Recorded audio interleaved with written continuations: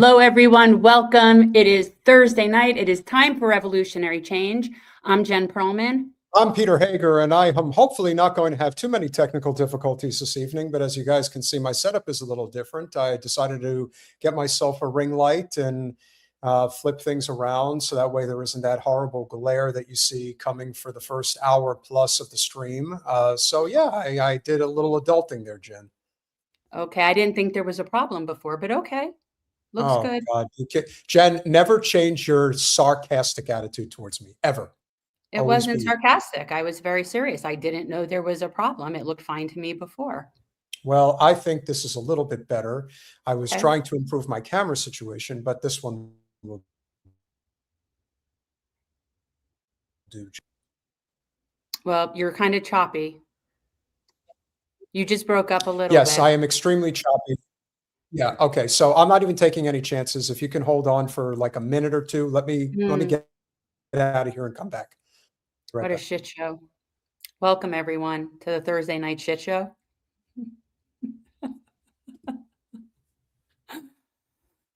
And everyone knows how much I'd love to sit here and be a talking head all by myself, as if this was what I've always wanted to do. So you guys, we are going to be doing a call-in show for a portion of our show. And what we're going to do is we're going to talk, I believe that, and again, it would be nice if he were here. We had talked about it earlier, and I think what we're going to do is we're going to open up the call-in specifically regarding our merger with ZioHell. So we're going to cover that story. We're going to talk about it, and then we're going to open it up. And the way we have to do it, because of the way it works with StreamYard, just so you guys are aware, once we open it up, we will be able to do it for 40 minutes because it is via Zoom through StreamYard. It's just the way it works. So anybody who is a member on YouTube or anybody that is a patron on Patreon will have access to the link. And as soon as we, get into that story, we'll let you know that we're going to open it up to discussion. And I did go ahead and post it on our Patreon page today. So if that's where you're a member, you can go and get the link there. And Peter will be back. He's having, per usual, technical difficulties. I think he thinks he needs a new camera, even though I don't think he needs a new camera. But so he doesn't understand that better is the enemy of good. Better is the enemy of good. And some people just, don't like that. I think he might be back. We'll see. Well, he's here, but yet not here. Don't know. So, guys, I'm gonna. Oh, what is he doing? Okay. Yeah. So, guys, if you're not members and you would like to be members, it is never too late to be a member. You can most definitely subscribe. But if you would like to join, there are a few different tiers. I'm not sure if YouTube recently changed them. We didn't change them. I'm not sure if YouTube changed them. We kept ours the same, I think. But I'm pretty sure you think I'm a great talking head. Thank you, Sonia. I did not start this to be a talking head. I actually do not enjoy being a talking head. I started this channel, for people who have been with us from the beginning know that this channel started with me doing long form interviews with authors and experts. And, that's really more my jam, right? Like, I'm much more into having a conversation with really smart people and learning from them, as opposed to just sitting here and talking to you who, out there in the internet world. This is not, my thing. Peter lives to pontificate. That's why he has a whole Saturday night pontificating with Peter show, which, if you guys haven't checked it out and you are interested in anything ranging from like Charlie Kirk, conspiracy stuff, to the manosphere people that are complete pieces of shit, those are the kinds of stories that Peter will cover on Saturday night. So the kind of shit that I don't want to talk about. But thank you, Willie. Everybody, if you're not subscribed, go over to the Willie Bragg Show on YouTube. Check it out. So, unfortunately for me, Peter has been doing the majority of production and basically saying, okay, this is what we're going to cover, and this is the story. So it's very hard for me. Oh, you would, that's sweet.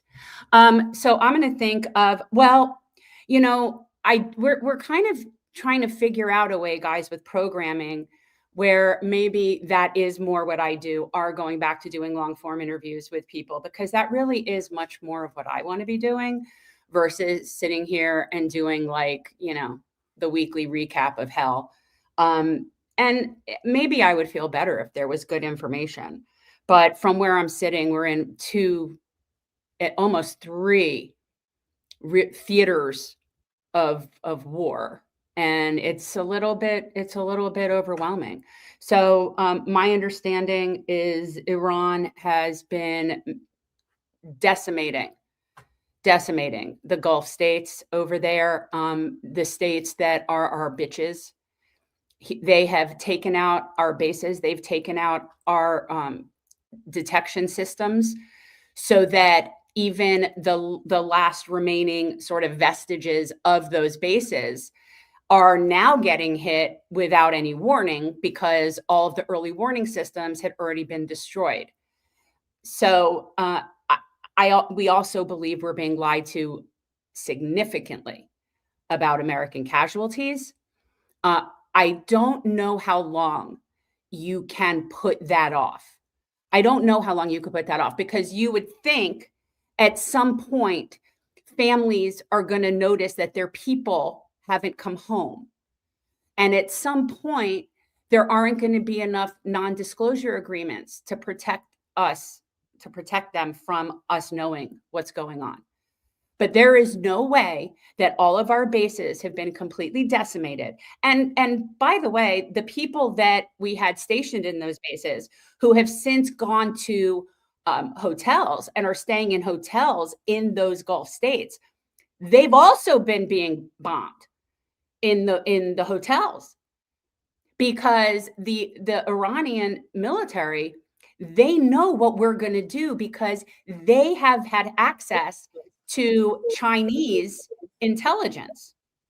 So they know everything that we're about to do, and we don't know anything about what they're capable of doing. So I was educating people with my current updated knowledge about the annihilation of our bases in the Gulf states. And for anybody who isn't really paying attention, when Trump says things like we've annihilated their defense system, we've annihilated all of their capabilities, not even. Iran has been using lots of decoys. We have been bombing and wasting so much of our military might on decoys. Meanwhile, Iran's entire system is completely protected from us. We haven't destroyed any of their capabilities, because their capabilities are underground. We can't reach them. And we don't know where they are, even if we could. So, yeah. Do I sound okay? You sound fine. You're going to stick around for a bit. I'll think about it. Okay. Be nice to me. Well, it's when you're not here, I don't know what you have planned. I have a vague idea. Well, we've been saying for a while that the Strait of Hormuz is checkmate for the U.S. empire, because no matter what they try to do to Iran, no matter how many bombs they try to drop, this is Vietnam all over again.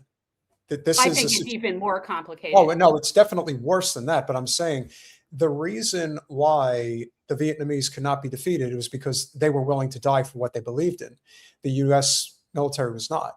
And it's really that simple. It is. And I also would like to remind people, if you haven't heard the latest kind of updates on this, is that Ansar Allah, aka the Houthis, are back at it. And they are going hard at Saudi Arabia. And what that looks like in a way that most impacts Saudi Arabia is the Houthis have cut off the Red Sea. Now, keep in mind, the Strait of Hormuz is also cut off. That leaves Saudi Arabia in quite a pickle, because now they're cut off on both sides. But by cutting off the Red Sea, that will have so much more economic impact on the rest of us than closing off just the Strait of Hormuz. because what comes through the Red Sea, it's not just about energy, it's about all sorts of goods. All sorts of different types of merchandise comes through there. So this is a shit show. Greetings to Denmark. I have never been. I would love to go there. It looks lovely. Thing I love about our channel is that we really do have an amazing support network all over the globe. It's refreshing to know that people around the globe don't think that all Americans suck, that we're not all part of the problem. Yeah, did you see that? Tell me you saw that, Peter. Oh, Israelis? Yeah, I'm sure. Yes, they've been now they're napalming. Yeah, we've got a very disgusting Israel story to get to later this evening. How do you pick? How do you choose? Anytime. There's so many. There's so many. Well, there's a very interesting story involving. Here it is. Lisa, 60% of world trade goes through that, because what we're talking about is the Suez Canal. That's essentially, when we say Red Sea, you could block the entrance to the Red Sea, but then you're also blocking the Suez Canal. So that's where the commerce comes through. Thank you, Ree. And we would say the same for everybody. If you haven't smashed that like button yet, please do so. We put out a clip yesterday, and it was the one about Abdullah Saeed, and it was doing so badly that I got to the point where I told Colin, look, we got to do some type of an audit of the channel to figure out what the hell we can do to improve this thing. And then the next thing you know, the last 3 clips that we put out have been doing numbers. So I can't explain this shit, and there is no way to explain it. They just decide when to fuck with us and when not to. So I'm still not going to kiss their ass. In fact, let's get off to a great start regarding that topic. So it turns out that the U.S. government, and again, I think we should be more specific about who we're talking about. The current incarnation of our government is very concerned about podcasters that are on the left, and the things that they say evidently is a threat. Now, granted, we're not one of the bigger names like Ilhan Omar's daughter or Cenk Uyghur's nephew. But this is so you're getting into the Marco Rubio McCarthyism list, that it's only a matter of time before all of us Antifas are on it. So anybody, again, if somebody would just direct me to the global headquarters or let me know where we have chapter meetings, because I think we should coalesce if we're all going to be rounded up. State Department targets Hassan Piker, Ilhan Omar's daughter, and DSA. A new State Department report on Cuba goes after American citizens on the left. Oh, little Marco. Oh, little fucking Marco. You are such a small, small man. Like I said, when people are desperate for power, or desperate to be president, and Lord knows little Marco is, he's trying to fortify his positions. And look, I'm not here to sing any praises of J.D. Vance, but if there's one thing that I can safely say between J.D. Vance and Marco Rubio will go fascistically further than J.D. Vance will to achieve his goals. There is nothing. Yes, because it's personal for him. Oh, that's true too.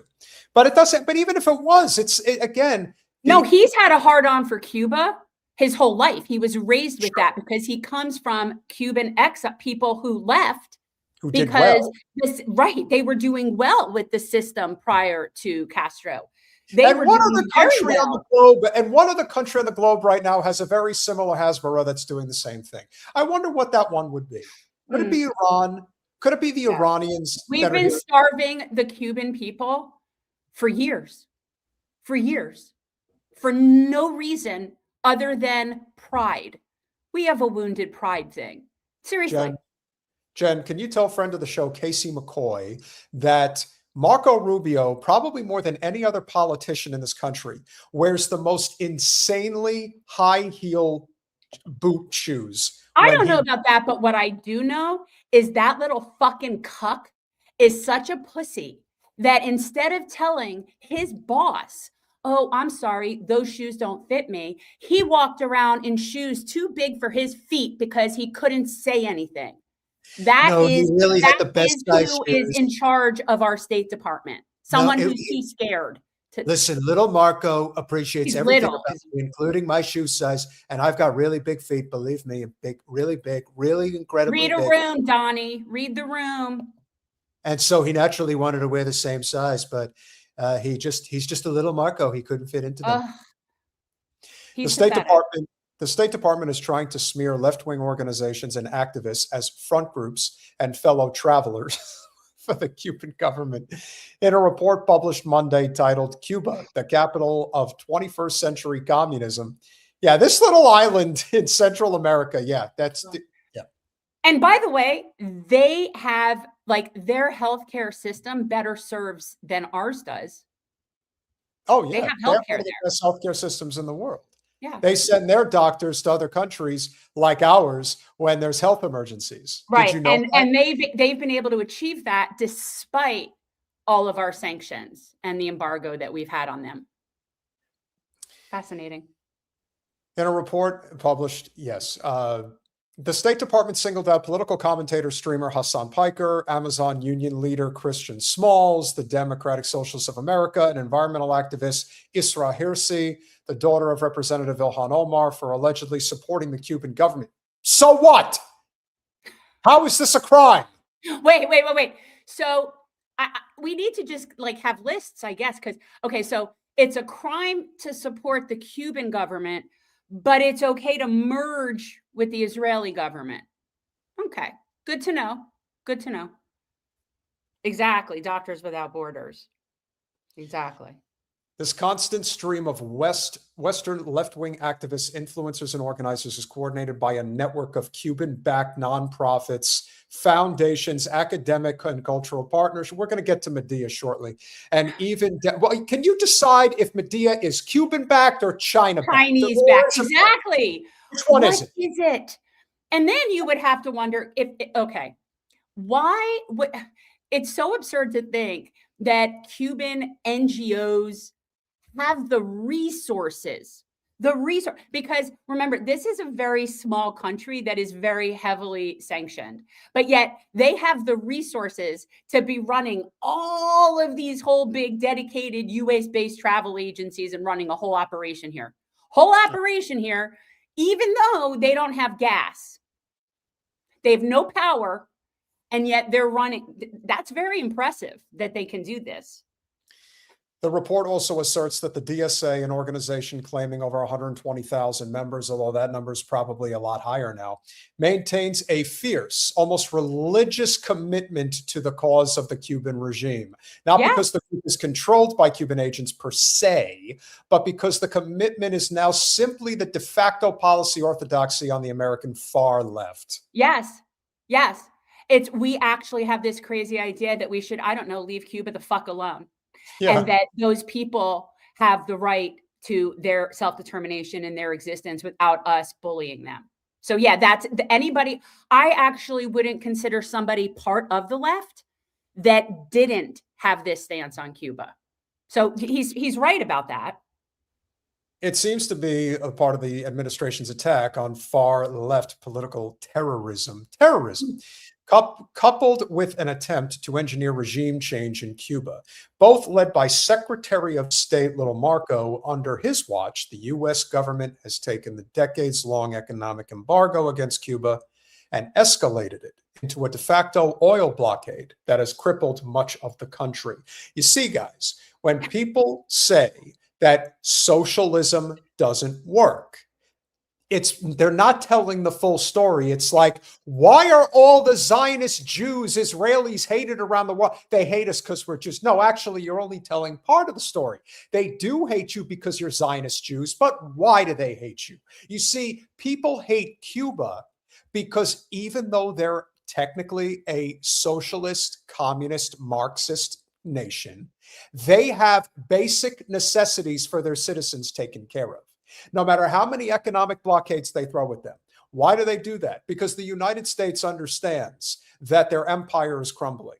and that they're asking questions now. The citizenry that has been dumbed down generation after generation since the days of FDR, there is no question that the intent here is to get the citizens to not ever think that, oh, we could have single payer health care. Oh, we could have tuition free public college. Oh, you mean to tell me we could have clean air and clean drinking water, that we don't have to frack the shit out of everything, that we don't have to completely contaminate the air with toxic chemicals on our food, and we're asking too much.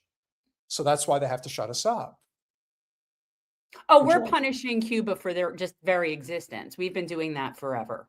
Correct. So, yeah. Rubio has refused to answer questions about whether the U.S. plans to invade Cuba. No, we're too busy invading Iran right now, or to elaborate on long-term plans for the island. In January, the U.S. military abducted and arrested Venezuelan President Nicolas Maduro in an overseas raid and brought him to the U.S. to face trial. Is Cuba headed toward a similar fate? And will the White House brand its left-wing opponents in the U.S. as terrorists who support Cuba? I don't know, Jen. I don't know. I'm here, Marco. I support Cuba. I'm anti-fascist. Well, you know. Well, let's hear I don't know what more to say about that. Well, let's hear from the most pro-Cuba activist that we know, who we love. Here's Medea. Has just released a horrible and scary 99-page conspiracy theory masquerading as a report on Cuba. It's complete nonsense, and it isn't just aimed at the Cuban government, it's aimed at Americans. The report claims that this tiny island is a threat to the U.S., a staging ground where Moscow, Beijing, Tehran, and U.S. activists supposedly converge. And it says nothing about the U.S. oil blockade that has plunged Cuba into a nationwide crisis, doubling infant mortality rates, imposing devastating collective punishment on the entire island. And yet, they have the time and the wherewithal to be infiltrating our groups. Their entire island is shut down, but yet they have so much. They're so devious and so capable that they're a threat to us, even though they have no power. And I mean literal power, not theoretical power like energy power. So how are they a threat to us anyhow? Instead, the report names organizations like Code Pink, Democratic Socialists of America, Pastors for Peace, the People's Forum, the National Lawyers Guild, smearing us as anti-American groups with imaginary links to Russia, China, and Iran.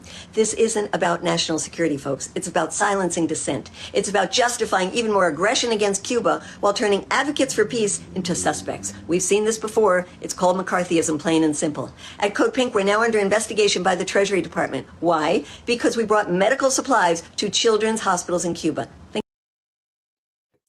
Good, let them have that investigation. Let them because obviously the only way they're going to find something is if they plant something. Of course. So, well, yeah. Think about that. The people delivering medicine are under investigation, not the officials enforcing policies that deprive Cubans of medicine, food, fuel, and electricity. While Washington strangles Cuba's economy, pressures countries to expel Cuban doctors who have saved lives around the world, and ignores the overwhelming international consensus against the blockade, it wants you to believe that Cuba and peace activists are the threat. No. The threat is a policy of cruelty that has failed for over 60 years, and year after year, virtually in the entire world votes at the UN to end the blockade. It's time for Washington to listen, so here's our message to the Trump administration. Stop persecuting peace activists. Stop criminalizing humanitarian aid. Stop trying to silence Americans who believe diplomacy is stronger than domination. But most of all, end the blockade on Cuba, end the economic warfare and the threats of military intervention. Hands off Cuba. Yes. Hands off everywhere. Hands, I always was very insistent with my kids. Keep your hands to yourself. It's pretty basic. Keep your hands to yourself. Mind your business. Keep your hands to yourself. It's not complicated. All it is. Leave Cuba alone. Serious. And leave people helping Cuba alone. And yeah, and we also, that brings up the Maduro issue, which we haven't touched on in a long time, that we are currently holding a democratically elected foreign head of state and his wife in solitary confinement based on allegations of violations of our laws in this country. Same shit we did to Noriega. Same shit. It's outrageous. So I don't know if we're going to do the same thing to Cuba. Don't know. No, but I do often wonder how many different ways is our country capable of involving ourselves in all of these various crimes, this absurd behavior that makes absolutely no sense. And yet here we are, day by day, saying, on the one hand, this is absurd what they're trying to pull. And then on the other hand, it becomes, all right, this is just one step closer to revolution, full blown in the streets revolution, because that's where it's going. They more than anything He else. was most certainly democratically elected. And not only was he democratically elected, but their electoral process is more fair and balanced than ours, according to international election. Like they've done studies there about this. Their election's more fair than ours. So yes, democratically elected. Jen Kenman wants you to know that you're looking mighty fine since leaving Florida. Yep. Apparently that has some effect. Apparently. I'm not implying that you had rubber skin, but that, of course, is what happens when you are in the sun too much. And it's not just the sun. I think it's the water, too. No, it's the people, and it's the humidity and the traffic and the rudeness. And it's all of that. It's the concrete. But basically, it's the rudeness. It's the people. Yeah. And I think when we think about the impact, the sizable impact of what this potential integration of the two militaries actually represents, is it's dangerous on a level that I don't think people truly understand. And this also gets back to why there is this overt obsession with the data centers, because in reality, what this country is becoming is a surveillance state. That's basically what they want to do. We are that. We've been that for a while. Yeah. They think the only way to actually stop a revolution, because again, anything that we can think of, they can think of as well. And just remember, anytime we speak out loud, it's getting recorded. So if we're saying this, and they know that this is what potentially millions of people are thinking, I mean, all you have to do is go on social media and see what the responses have been. What the responses have been, particularly from people who are considered America first, conservative, libertarian, etc. Anyone who voted for this in the House is a traitor. They should be hung, period. Tim Burchett, who's one of the few decent, Republican congressmen, had to fend off like a massive backlash because he said, no, I voted against it because they were coming for him. And you always come harder for the ones that you think are actually working on your behalf, and even in a small capacity as it may be.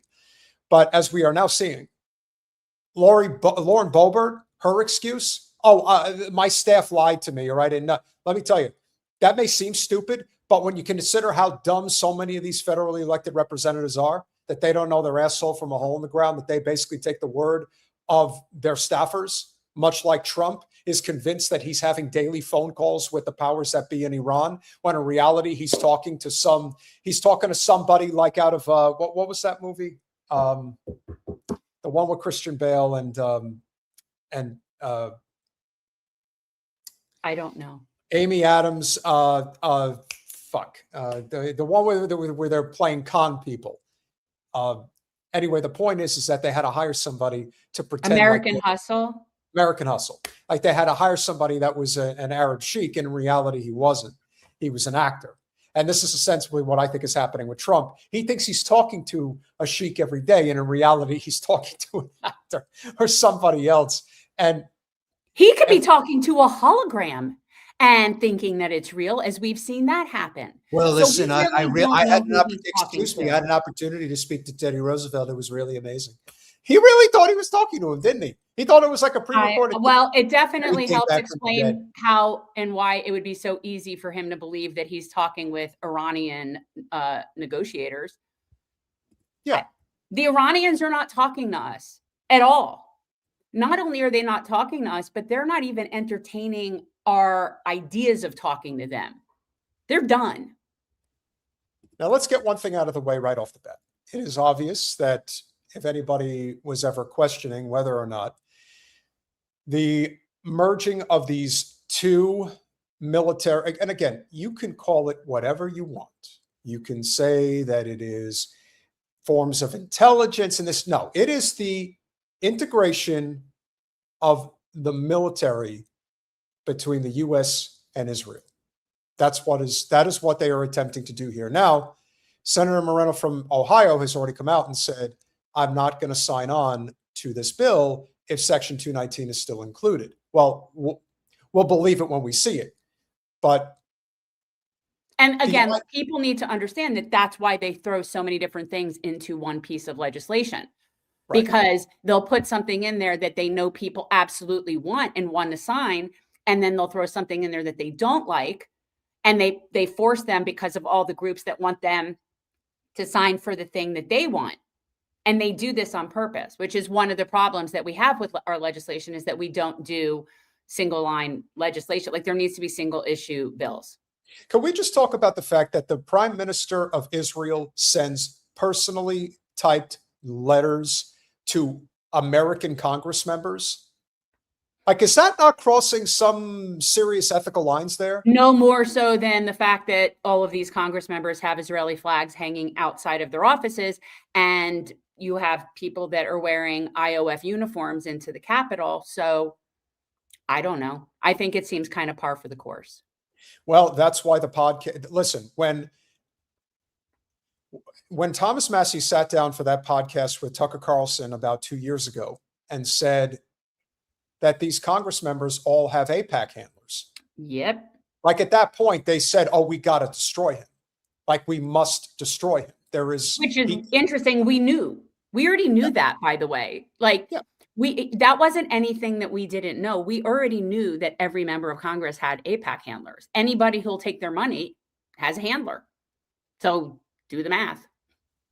Yeah, but at the same time, we have to remember that we are very involved in this on a very high level in a way that the average person isn't, and that the average person may not fully understand what's going on or what has been going on. And so I think that once somebody like Massie comes out and says it, and Tucker with the reach that he has, which let's be honest, in the conservative media space, there isn't anybody bigger than him. Maybe some people look close to how big he is, but Carlson's reach is incredible. So that's why it was so consequential for him to come out and say that. And nobody had said it before, not like that. And now you're seeing the effects of what that has actually created.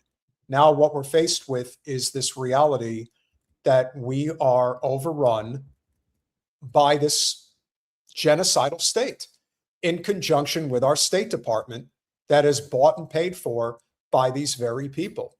Now, we do have friend of the show who we've been frequently talking about, who I think is the best explainer of a lot of important details. Colin, I need the David Spivak clip, please.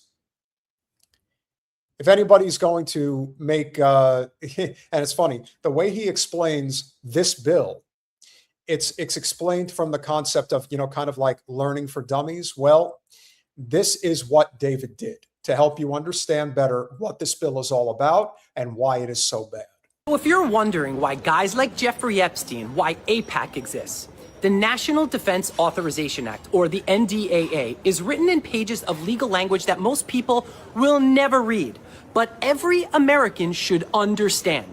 So let's skip all the bullshit. Here is the NDAA for dummies. All right, so imagine Bill Gates has a friend who is absolutely broke. But then one day your friend says, I think we should make every decision about your wealth together. I'll help you decide where to invest, who to partner with, where your children should go to school, and what you should build next. And your family, you have to accept it because it's for your own protection. Bill Gates would laugh that dude. This is AIPAC's tweet from earlier. The House just passed the National Defense Authorization Act, authorizing pro-Israel provisions that will help keep America and Israel safe. The bill prioritizes U.S.-Israeli defense cooperation cooperation is the word that they use, to further enable both nations to counter ongoing and emerging challenges. And, guys, also, if this goes back to what I was telling you before about the destruction of all of our assets, our bases, and our presence really over in West Asia, and what's happening is that we are now completely dependent on Israel for being that's our only asset really now in the region. So it's really kind of dumb. It's sort of along the lines of when Hegseth called the meeting of all the very important people into one room. So now basically all of our military, tactical, strategic, all of that stuff is going to be done out of Israel, which is this tiny little thing that Iran has crosshairs on. And we are completely in that with them. So, yeah. By the way, in case anybody's wondering, this just came across the wire. The Senate race in Michigan is over. It's done. Satan Yahoo Milikowski just endorsed Haley Stevens. Go home. Forget it. It's over now. And Stevens will accept that endorsement gleefully. It won't matter either way. The people that we're going to, it won't, that race has already been, the people know who they're supporting in that race. That's true. Out of the room. But in an Epstein AIPAC world, the broke friend gets to call the shots. Now apply that same idea to the United States. So the United States military is the most powerful military on earth. Israel buys all of their military equipment from us. Yet Congress wants to create a permanent framework for long-term military cooperation with the biggest terrorist government since World War II, Israel. Every American should at least understand what your elected official is voting on. Your tax dollars are supposed to serve the American people first. That's why this matters. Americans now hate Israel. And this bill doesn't benefit Americans at all. In fact, it's treacherous. If your senator votes for this bill, you need to never forget it. You need to vote them out. And this is where we differ from David. No, we don't need to vote them out because voting is not going to solve the problem. Now, I'm not saying that you shouldn't vote and that there are things to vote for that don't matter, but they will always figure out a way to make sure that whatever is in the interests of those who are of the ruling class, the true ruling class, they will always get what they want. The only way that this is not going to continue is in words of friend of the show and somebody who has done amazing content for quite some time now, James Lee. James Lee came to the conclusion that the only option is revolution. There is no other way. Yeah, I came to that conclusion a long time ago, hence the name of this channel. We know that voting is not helping us. It's just not helping us, which again, I mean, vote if you want to. I don't know. It doesn't seem to do anything. So. No, but at the same time, voting is one part of the equation. You see, in other parts of the world, France always comes to mind. If the people are pissed off, they get in the streets. They actually do shit. They actually make the lives of their elected officials a living hell. As a matter of fact, I had sent you something a little earlier, Jen. I did not pull it up for tonight's stream, but you have to see what is going on in Albania. How these elected officials are not only not getting in a moment's peace, they can't go anywhere without, what you would call militia groups basically showing up and throwing rocks at them. Good. Basically telling them that you're marked, like you're marked for good. And that's the way it should be. Now, as a result of this happening, I do think that a lot of them are going to be marks. Now, with that being said, it still has to get through the Senate. The Senate needs a 60 vote, not a supermajority, which technically I guess would be. It'll get through. It'll get through. Well, here's the thing. Senator Moreno from Ohio has already indicated that he's not going to sign on if Section 219 is included, and he's the senator from Ohio. Now, what you would need is all 53 Republicans to vote on it, and then you need 7 Democrats to cross over. And so if you take Moreno out of the equation, then you're going to need 8. Now, we all know Fetterman is going to vote for it, and maybe Schumer will vote for it. there's a handful of Democrats right off the bat that they're gonna play that role. But it all depends on whether or not there's enough GOP senators that get the fear of God put into them. I'm looking at you, Rand Paul, where they ultimately decide it's not the I'm trying to think of the saying, is the juice is not worth the squeeze. That's what it's going to come down to for them. They're going to have to make that determination. And right now, based on what the energy is suggesting, no, it's not worth it. Now, would you like to see what happened on Capitol Hill earlier today? This is what happened during lunchtime on Capitol Hill after the bill was passed. Marco Rubio, wow. Celebrity sighting. How about American schools? How about education? Members of Congress, thank you so much for overcoming the will of the American people. He's like.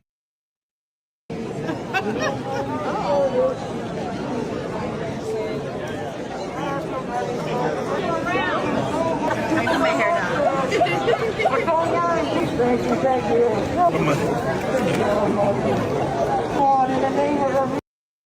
Make no mistake, this is treason. This is voting against the interests of the American people. This is the end of our sovereignty. I don't give a fuck if Israel is the worst country in the history of the world. The idea that we are doing this with anybody flies in the face of everything that this country is supposed to be about. Everything. Then you take into account that we truly live in a nation of taxation without representation, which is what the revolution was for in the first place. And this is treason. Full stop. Thoughts? I mean, I have mixed thoughts because on the one hand, yeah, it's treason. And on the other hand, I don't know, we kind of deserve to go down with them. It's also, from everything I'm understanding, our military right now is so overextended in terms of what our capabilities are that even if we are in bed with Israel in terms of our military, the amount of years that we would have to produce what we would need to do what we say we want to do, they're not going to exist that long. So part of me feels like I don't really care. Because at the end of the day, we're all going down with this. Probably. If they're going to, well, yeah, our military is waning. We're having a serious problem. We've given so many weapons to Israel, to Ukraine, that we are so depleted. And the Iranians know exactly what we have, like I said before. So yeah, you want to merge our flailing military with another military that's completely dependent on us, and put those together in a very small place that's extremely vulnerable to an entire world that hates us. Yeah, I'm with it. Okay. If that's how y'all want to go out, that's fine with me. But I don't give a shit about the nationalistic stuff. I don't care about your flag. I don't care about your imaginary lines. I don't give a shit. I'm against our military, whether it does it just with us, whether it includes the Zio state.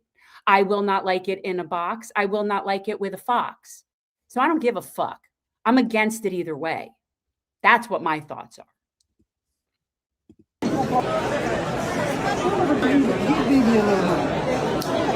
Please, Israel, not for the U.S. Thank you so much, American taxpayer. Thank you, American taxpayer. Thank you for supporting us. Stairs. 8 countries and $1 billion a day of your tax money. That's great. Not your tax dollars. Make more money, master. More money for Israel. Take more money.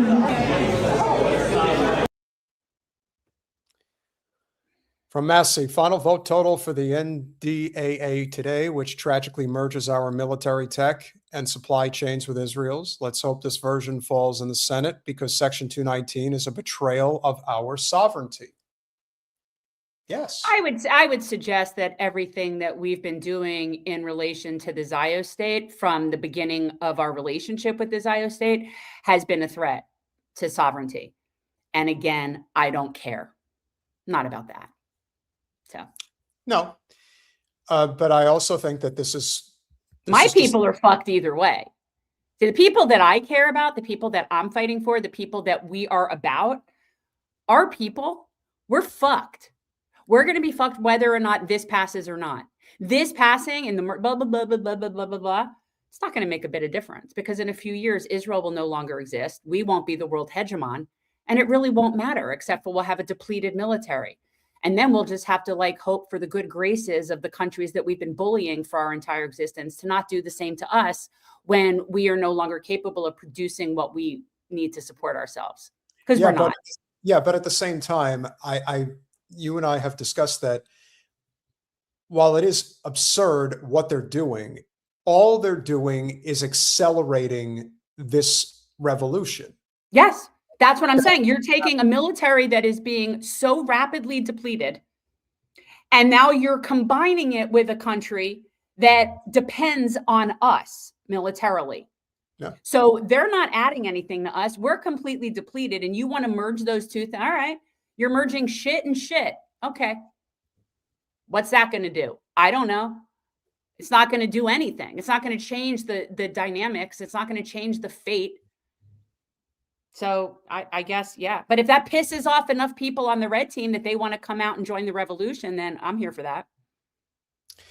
The thing that we want to discuss that I think ties this entire story together that is very important for people not to forget is that we have talked at length about how when it comes to voting, when it comes to what actually happens on the floor of the House, on the floor of the Senate, and the kabuki theater that these federally elected representatives put us through to make you think that this is actually good guys versus bad guys. No, it comes down to who are the people in the room that make the decision. And if somebody like, for example, Larry Ellison or George Soros or Charles Koch or Elon Musk or Mark Zuckerberg or Bill Gates, when they decide that something is going to go down, it goes down because the concentration of wealth and power has been put into the hands of so few people that are, I mean, let's be honest, we're also living in an age of absolute narcissistic man babies who have a complete lack of interpersonal communication skills because all of it is more or less predicated on again, there was the Industrial Revolution, then there was the Tech Industrial Revolution, and the people who are at the head of it are the worst type of lacking in interpersonal communication. And because of that, you have people like Peter Thiel who sit around when they get interviewed debating whether or not humanity has the right to exist. Do you think humanity has the right to exist, Peter Thiel? Well, if you even have to hesitate, that means I don't think humanity has a right to exist. So what does that matter? Okay, so then I guess we're all doomed. No, I just don't understand why people are so concerned with what our rights are. First of all, nothing has a right to exist, just like no country has a right to exist. So that's just stupid. That's stupid. Can we stop saying that? I've explained it before. Let me say it again. Rights are things that are granted by governing bodies and by powers that are over you. Right. So in order for a country to have a right to exist, then you would have to have whatever it is that governs that right and grants that right. See, countries don't have rights. People have rights. People have rights. Governments have obligations to protect those rights. Now, whether or not humans have the right to exist, I would suggest that that's ridiculous. No, we don't. Nothing has the right to exist. We exist because we exist. And it's from where I'm sitting, we're doing a really shitty ass job. And we will cease to exist, and we will have existed in a blip compared to how long the dinosaurs were here. But sure, let's keep fighting over your imaginary lines. Huh. Well, when you bring up dinosaurs and how long they've been around, that kind of flies in the face of this idea that we just happen to be living in the era where God magically— Look who it is. Yeah. Hey, Chip. How you doing? Look at those poopies. Been so long. Listen, the whole purpose of what we do is to be able to make money so we can hopefully have a dog farm one day, or, you know, a chicken. Well, you have a chicken farm. So, and the chickens are now full-time outside. They are no longer behind the curtain. There are no chickens in the house. It's very exciting. There's no one behind you trying to scare you. Okay. That's no, there's no chickens in the house. I'm very pleased. I prefer the chickens outside. If there's any reason to believe that this bill is not going to pass in the Senate, It's because there's enough people that are starting to recognize that this is no longer, we're going to write a strongly worded letter, we're going to vote you out. This is, we are going to surround the Capitol perimeter. You thought that January 6th, 2021 looked ugly? You ain't seen nothing yet. That's not even an appetizer. That was a bunch of cosplaying morons who thought that they were going to reverse the decision of the election. And let me tell you something. Do I think that the 2020 presidential election was on the level? No, I don't. You know how I know it's not on the level? Because if you look at the way Trump was president during his first term compared to the way he is now, it's night and day. Now you're really talking about somebody who the entire system's hooks are into, and he does exactly what he's told. When he was president back in 2017, 2018, and they were asking him questions about what the fuck we're going to do with Syria and Yemen, and remember what he said on national television, Jen? What We're did totally he say? going there for the oil. We're totally Right. Well, going and I appreciated that. And I agree, Sonia. I think that it isn't, January 6th isn't shit compared to what's going to happen. And I don't know what is actually going to happen. I don't know. I'm okay with not knowing, though. I'm okay with that. Sure. I think and here's where I stand. This is my opinion. And I wonder They do. And my chicken breed, the chicken breed we have, has 5 toes. Most chickens have 4 toes.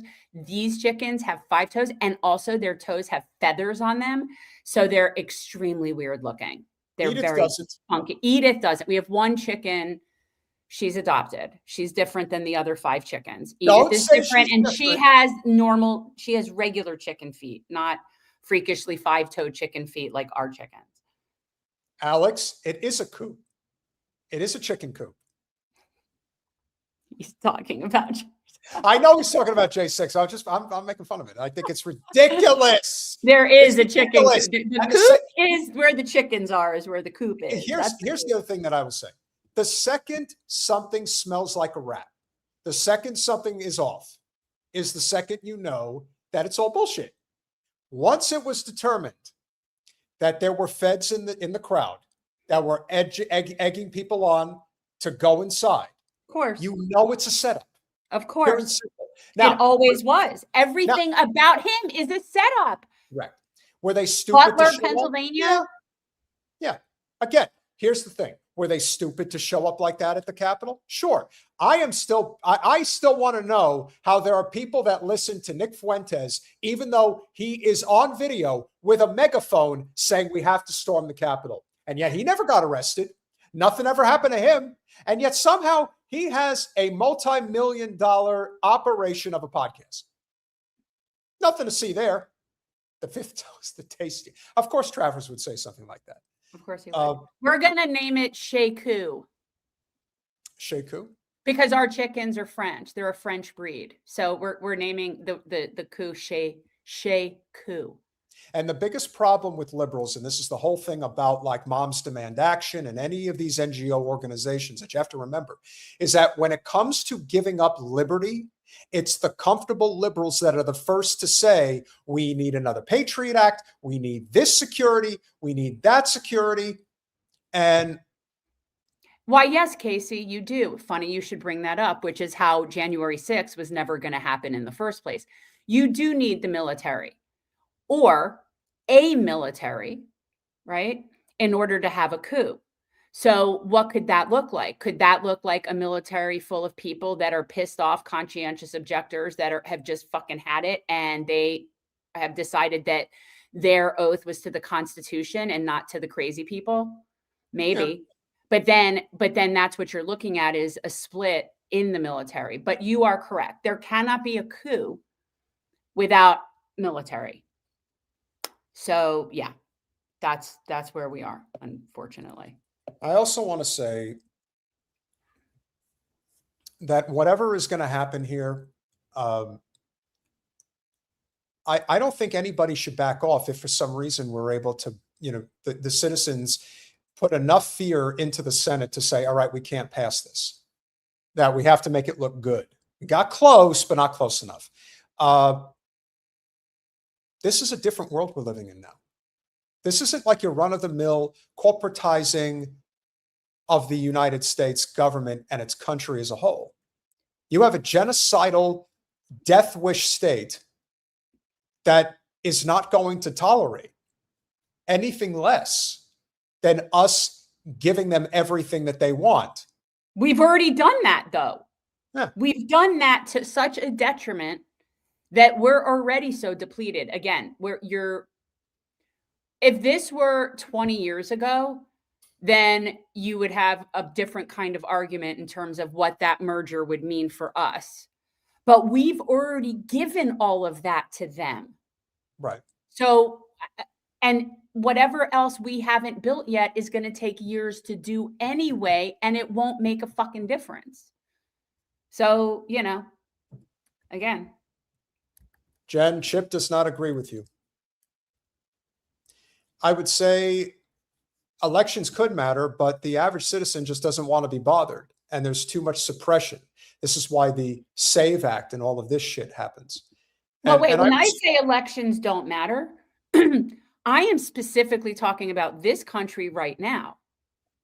Okay, so when you're looking back at what was going on in like the Weimar Republic or back, I can't speak as to what their election process was like. What I'm saying is in this country, our election process does not yield results for the majority of the people. Correct. Our policy does not reflect the will of the people. So we clearly have a broken electoral system. That is why I think voting is a waste of time. Now, if we lived in a country where we didn't have a completely fucked up electoral process, I might have a different opinion if I saw that our legislation represented the will of our population. But we don't have that. No. So our legislation actually represents the will of like less than 1% of our population. What is the point then of the rest of us voting? Well, that's the whole point. They I have don't know. I'm asking. This sort of serf system. And look, I was going to mention a little earlier, but one of my business partners is in China right now, and he's very conservative. But he has his whole attitude has changed because he's in China, because he actually gets to be on the ground in all different parts of the country. Now, of course, he doesn't love everything about it, but he has said the following: the food is exceptional. The history and culture is beyond phenomenal. Mm-hmm. The technology makes us look like a joke. Wow. Makes us look like a joke. But yet, Elon is going to be the world's first trillionaire, and his entire existence and success is based upon the fact that we've been stifling China in this country to all of our detriment and to Elon's benefit. Because China makes the better electric car. They do. China makes a lot of things better. They also have high-speed rail. They also don't poison their food the way that we do. No. And a nation of sick people are, again, it's a money grab. This is part of the reason why you see the Beavis and Butthead, the Trump boys that do what they do, because they understand that this system is breaking and that they're just basically trying to loot the treasury for however much longer it's operable before the people revolt. And that is where we are. Like I said, people use the word revolution very trepidatiously, and I understand that. But when James Lee, like I said, comes out and says, I don't see any other way out of this other than revolution, it's like the seeds are being planted. Clint Russell says the same thing. So that's a prime example of the people that are on the left and the people that are on the right being equally pissed off. And this is what facilitates the revolution, which is why I have been saying all along that Trump will facilitate the revolution. Sky South is absolutely correct, because China, first of all... Same as Iran, by the way. Same can be said for Iran. Yeah. I mean, listen, you could say what you want about the homogenous culture of China, but it goes back at least 6,000 years, if not more. And if that's not enough, the Eastern culture values Mother Earth in a way that Western culture doesn't. Just doesn't. Well, we don't have any, because we don't have ties to land in the way that indigenous cultures and very ancient cultures do. We don't understand it, which is case in point why you see Ziohel bombing the shit out of a place that they care so much about, and yet they're willing to destroy it. Whereas the Palestinians would never do that because it's their land and they are connected to it in a way that the white people of that land do not get. And it's like that pretty much on every continent because we're transient, we're migratory, the white people, and now we're in places that we have no ties to for the most part. So we don't get it. The irony could not be thicker because we are at the 250-year mark, and that is generally when political and economic systems run their course. Actually, they typically run them after 200 years. Exactly. We're 50 years past our expiration, people. So the fact that Trump is in charge and the fact that we went through the 250th anniversary of our nation and it felt more like a funeral than it felt like a celebration. If this legislation is not emblematic of the collapse of the empire, regardless of whether it gets to Trump's desk or not, is a reflection of how far we've fallen and how much further we have to go in order to achieve the end goal, which is to transform this country into something that is more akin to what the original intent of our country was supposed to be about. Because whatever nostalgia people still hold, whatever they think that they can get. You're not off topic. You're very on topic. It's all connected. It's very on topic. And yes, we are seeing we're in a very current public rash of executions of Black people, Black men, particularly. Lest we all believe that somebody with their hands handcuffed behind their back would then be able to hang themselves from a tree. I don't see how one could do that. I don't see how you could do that. Look back at their own culture in terms of the things that they do. And at the end of the day, people get killed all the time. But it's again, there's consistency in the way that we do business. In 16 years without, yeah, that's true. That's true. That's 16. A sign of a failed experiment. Correct. That's a sign of a failed experiment. If your existence can only be with that level of violence, you're a failure. Just like if you're a business and you can't afford to pay your workers a living wage, you're a failure as a business. And and those businesses shouldn't exist. But the point is that these things don't seem to change. It's a complete failure. And it's also reflective in where we are in terms of who is overseeing the military, more or less. And that, of course, is Pete Hegseth or Kegsbreath, whatever you want to call him. This guy is, first of all, he is a white nationalist. There's no getting around that. The integration of various elements of, whether it's the KKK, whatever white nationalist organization you could think of. This is my theories on Kegsbreath. This guy is extremely overcompensating. Extremely. He's very over. I mean, yeah. Yeah, like somebody should like a woman who's been with him should just out him as having a small pecker, like something like that, because he's so desperate to be relevant, and yet he just comes off like a total buffoon. And at the same time, we are being lied to every day about what is actually going on in Iran. Do people want to pretend that they don't know that we've sent, at least that we're aware of, 60,000 ground troops over to West Asia? Because that did happen. You're not going to hear about it in the news because we do not live in a world where journalism is practiced anymore. No. It's only practiced in very small doses in very obscure places. Once it was determined that we can't allow the caskets to be shown, we can't allow people to be conscientious objectors anymore, what do you think happened? There is constant raw footage of soldiers that were in Afghanistan and Iraq in 2003, 2004, saying, what the fuck are we doing here? Why are we doing this? And of course, CNN, true to their word, and you can go back and see 60,000, right? It's 60,000 that we're aware of. When you listen to Wolf Blitzer and any of the cohorts that have been there forever, The second they hear somebody talking about, oh, we shouldn't be at war in Iraq, or why are we here? We're here for the oil. We're here for the opium and all of that shit. Oh, cut him off. Can't listen to him. So Keg's Breath wants you to believe that they need more money. They need more infrastructure. This is, you know, a very legitimate fight. We have to proceed.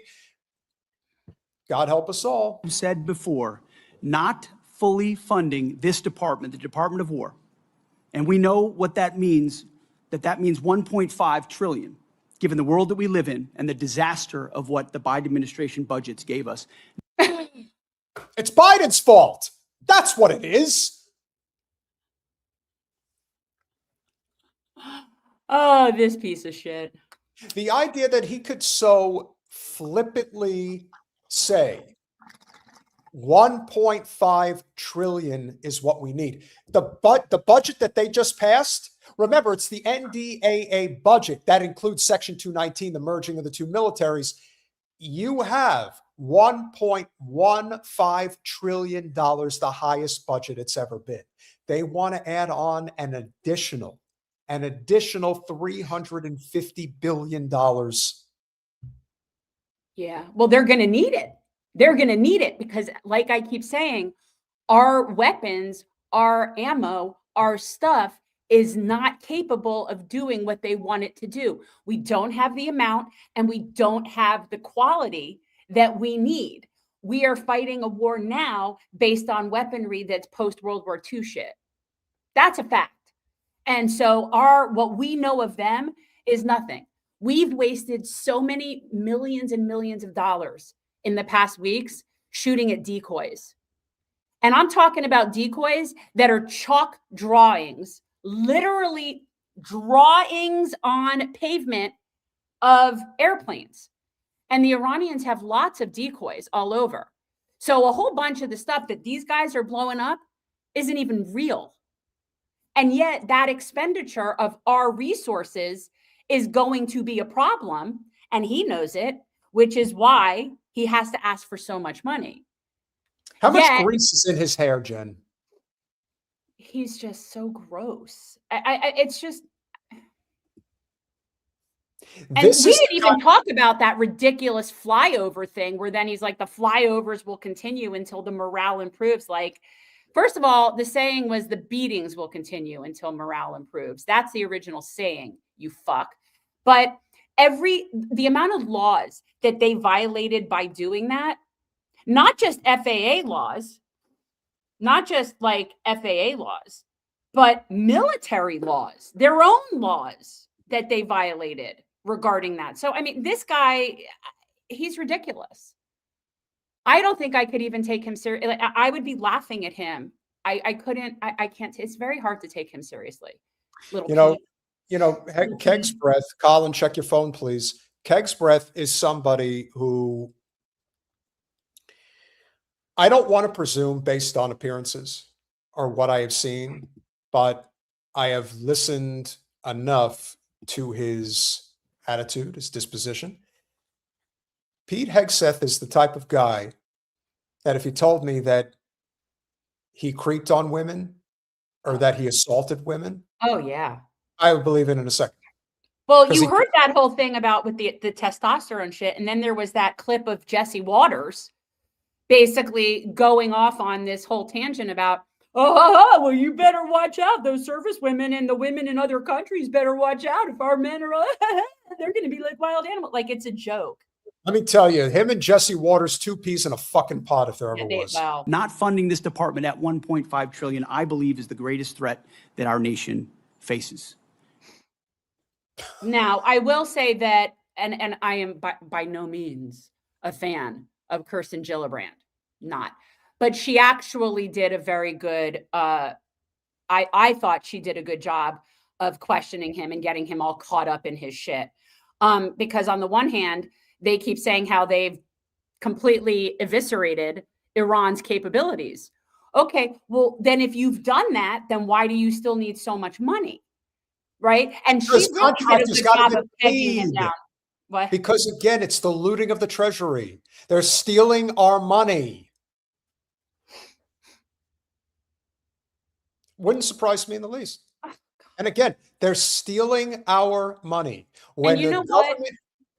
I'm sorry, go ahead. Go ahead. When the government prints money, it is supposed to be allocated. It only gets allocated, in this case, to, and again, it's the Roman fucking Empire. The devaluing of the currency and the over military expansion to the point at which it's going to explode. This doesn't make any sense. Colin, switch over to the Times. Chip, we see the super chats. I don't know why you're not seeing them. We see them. Senators asked Hegseth to fully account for U.S. troops killed or wounded in Iran. The 12 Democratic senators on the Armed Services Committee said Defense Secretary Hegseth's department had not provided timely and comprehensive reporting on casualties during the war. Shocking. Yeah. Like, Democrats on the Senate Armed Service Committee urged Hegseth on Thursday to provide a full and accurate accounting of all U.S. troops killed or wounded in the Iran war. The info currently available to the public suggests that the department has not consistently provided timely and comprehensive public casualty reporting throughout the conflict. Senator Massie of Hawaii sent in a letter also, again, who gives a shit about a fucking letter? Get him off the fucking, again, recall his ass. The senators said that they're going to give him the money is what they're going to do. Yeah, they're going to fucking grandstand and he's going to get his money anyway. Of course. The senators said that the Pentagon system for tracking casualties, which the Defense Department has said it's updated regularly, has reported inconsistent casualty figures, raising additional questions about the transparency and reliability of the department's public reporting and statements. You know, we've talked about this before. We'll talk about it again. What is going to happen when you walk around, when friend of the show, Julian Andrioni, who works with Ryan Grimm over at Drop Site News, is surrounding the perimeter of the Capitol and is seeing the families of service members showing up and demanding, hey, where the fuck is our kid? We can't get any information. We haven't heard from them in weeks. Are they dead or not? What's going on here? Yeah, we're not going to know. We're not going to ever get that accurate information. But here's why I don't think it's going to be that hard for people to figure it out, because we can look at, I would think this would be information we could get, at least for a lot of the more public bases. How many people are on the bases that have been destroyed? How many of those people had been evacuated and have still not come home? These are numbers that there will be an accounting for. These are not imaginary people. This is not a snuffleupagus situation. These people are going to be expected somewhere, somehow, sometime. So even though they're not reporting it, we will know. We will know. But there's no way this isn't already mass amounts of casualties. The Pentagon said earlier this week that roughly 100 American troops had been injured by Iranian attacks since early July. The Defense Department did not disclose the latest casualties in Jordan and elsewhere in the Middle East until the New York Times reported on injuries from 4 attacks last week, the last of which on Friday killed the 3 soldiers and wounded several others. At least 18 U.S. service members have died in the war since it started on February. Does anybody really fucking believe that? No, it's not possible. It's not possible. I'll tell you what. I'm going to apply my rule of 10 like I do for whatever they tell me about Gaza. I'm going to multiply it by 10. Even then, I think I might still come under, but I'll at least go with that as a baseline. So I'm going to multiply it by 10. It is also being reported that the IDF will not join the U.S. in a ground war against Iran. They think that that's going to protect them from direct hits by Iran.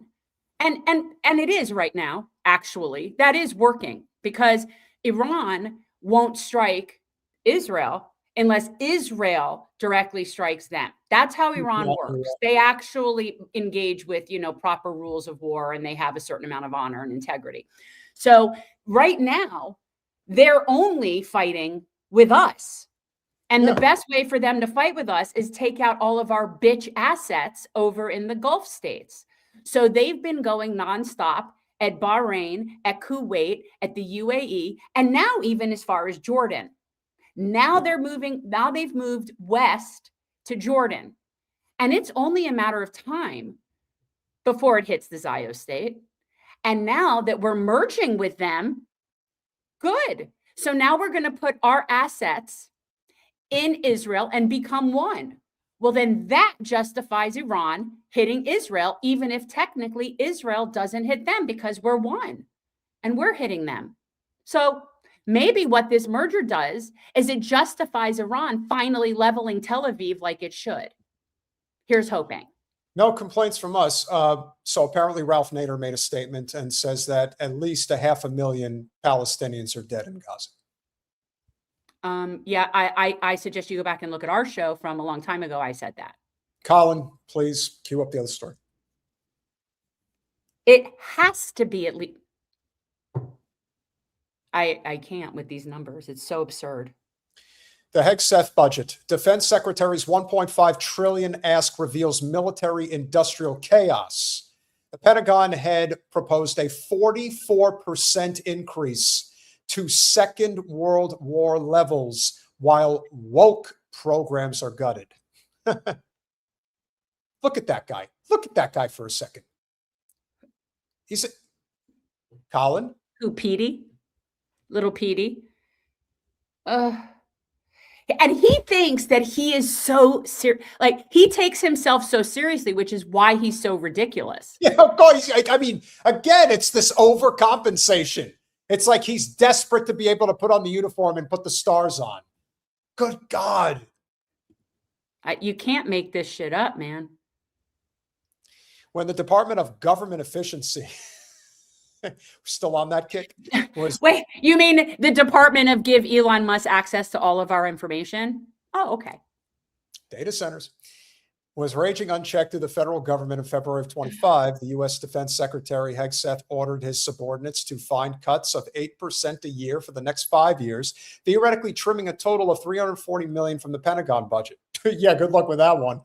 The disclosure briefly sent Palantir and defense stocks tanking, though soon the plan evaporated as if it never existed. Instead, Hegseth is now demanding a $454 billion increase from 2027 military spending for a total of almost 1.5 trillion in what he described as a generational investment. Adjusted for inflation, that would for the first time match and even exceed U.S. military spending at the height of the Second World War during national mobilization, according to a chart prepared by the Center for Strategic and International Studies. The U.S. defense budget is in what may be one of its messiest phases in recent memory. That's because at the same time, Trump and Hegseth are making the push for the unprecedented increase in the defense budget. They are also insisting on extracting emergency funding for the unpopular and disastrous war underway in Iran. The war needs to be funded separately from the main Pentagon budget, which is why Hegseth is running, in essence, a two-pronged campaign on Capitol Hill. On the one hand, to cajole and bully Republicans to fund for the relatively short term, the Iran war, and on the other hand, to pour a historic amount of financing into the already vast military enterprise he presides over with his deputy, the private equity tycoon Steven Feinberg. And there's his AIPAC handler. Jen, if you would, please. Kegsbreath and chair of the Joint Chiefs, Dan Kane, faced a skeptical Senate Appropriations Committee on Tuesday in a hearing that was intended to focus on the Iran war part of the military budget push. Hegseth is asking for $67 billion in emergency defense funds for 2026. The ranking Democrat on the committee, Patty Murray, pointed out how much of the spending the Trump administration is asking for as an emergency seems uncorrelated to the flailing operations in Iran. $800 million for the National Guard to patrol DC even longer, over $1 billion for the Army to patrol the southern border, which is the Department of Homeland Security's job, $900 million to support the administration's illegal boat strikes on the Caribbean. These are very good points, by the way. I mean, that seems like a lot of money on things that are completely illegal, but you know. Hegseth answered by blaming his predecessors. Of course he did. Yeah, that's what He's they a all do. pussy. Because That's what he's they all not a real man. He's a pussy. What this kind of spending is needed, why this kind of spending is needed, is because of the gross negligence and neglect of the Biden administration. This is one of those people where two things can be true. Because I agree, there was gross negligence in the Biden administration. That is true. 1,000%. That's a very good point. But that's not the reason that he's asking for this much money. That's Correct. just stupid. Yeah. It is widely known inside and outside the Pentagon that because of the way the Iran war has been run, the US is running desperately short of what it needs in case of a new military crisis. But with extraordinary obstinacy, Hegseth appears to insist any shortages at all can be blamed solely on Joe Biden and past military leaders. The missiles fired and depleted during Iran in this construct are not his fault. But here's what's so funny, Pete, that there's actually a way to chart the dates and the times of the usage of the missiles. So when you say that, but then it's completely untrue, you're just showing your whole ass, right? It's just stupid. Understand what he's talking about. There's yet another kink that is making some senators wary. Last year, the Hegseth Department of Defense already received a $156 billion bump under the One Big Beautiful Bill Act. And half of that, about $75 billion, is still unobligated with no detailed plans for how it's to be spent. We know how it's been spent. It's already been spent. It's all their friends at Raytheon. By Pentagon standards, it's spare change, but that's nearly the value of the entire U.S. Department of Education's budget. And there, right there, people, is the most blatant example of why we are a failure as an empire. Right there. Yep. When you spend more money killing people around the world than you spend educating your people here, you're a failure. You're a failure. So, I mean, that's pretty clear to me. Hegseth disclosed a new estimate about the cost of the Iran war, $37.5 billion, but he was vague. He said that it would include expenditures up to the present for certain aspects, but hedged that the estimate includes military pay, operations, and maintenance, and other costs through September 30. Becca Wasser, a defense expert at the Center for New American Security, said Hegseth's comments appear to be a little bit of a signal that the war is still probably going to be going on by September 30th. Messy efforts to fund wars are not new. Back during combat operations in Iraq and Afghanistan, the two Bush administrations, the two Obama administrations, and the first Trump administration tagged the combat costs onto the defense budget under what were called Overseas Contingency Operations, OCO funds. That's sweet. Isn't that nice? Great. We are literally having it stuck in and broken off, and they're not even using any lube. They're just going right in and telling you to take it and then ask you to say, thank you, sir. May I have another, please? But you know what? Based on this situation, we don't need lube. We don't need lube. These guys don't require no lube required for these micros. Really, really small. Hegseth is one of the guys that when it's all said and done, if the nation ever gets its act together, he is somebody who should be tried for crimes against humanity and war crimes. And he gleefully goes along with this bullshit. Because again, who the fuck was he? Some, third-rate Fox News commentator? And they third-rate commentator on a third-rate channel on he's silly. He's silly. He's the perfect person for that, in that how it goes with how ridiculous Trump is. Like, Trump's this buffoon, the emperor with no clothes, walking around, and the whole world sees it. And a lot of the people on his team, I think, see it, but they're just such whores that they don't really care to point it out. Whereas Hegseth, I think, buys it. Hegseth is also sort of walking around like, oh, dare I say it, with no clothes, but like, he, I think, actually drank the Kool-Aid about it. So he really is almost like he's a cartoon character, just like Trump is. And in that way, they kind of go together. I get it. Well, this is also, it's funny, and I hate to compare it this way, but Hegseth does remind me of like the Goebbels and the Himmlers of the world. The ones who were not serving in combat, but the ones who always were so ready, willing, and able to pose as part of, the embodiment of all that was powerful and masculine of the Third Reich. And it turns out that it's the ones that never get their hands dirty. This is why people like But they're smart, at least. You're comparing him with smart people. I think Hegseth's an idiot. That's fair. That's fair. Well, how about more like pretty bright?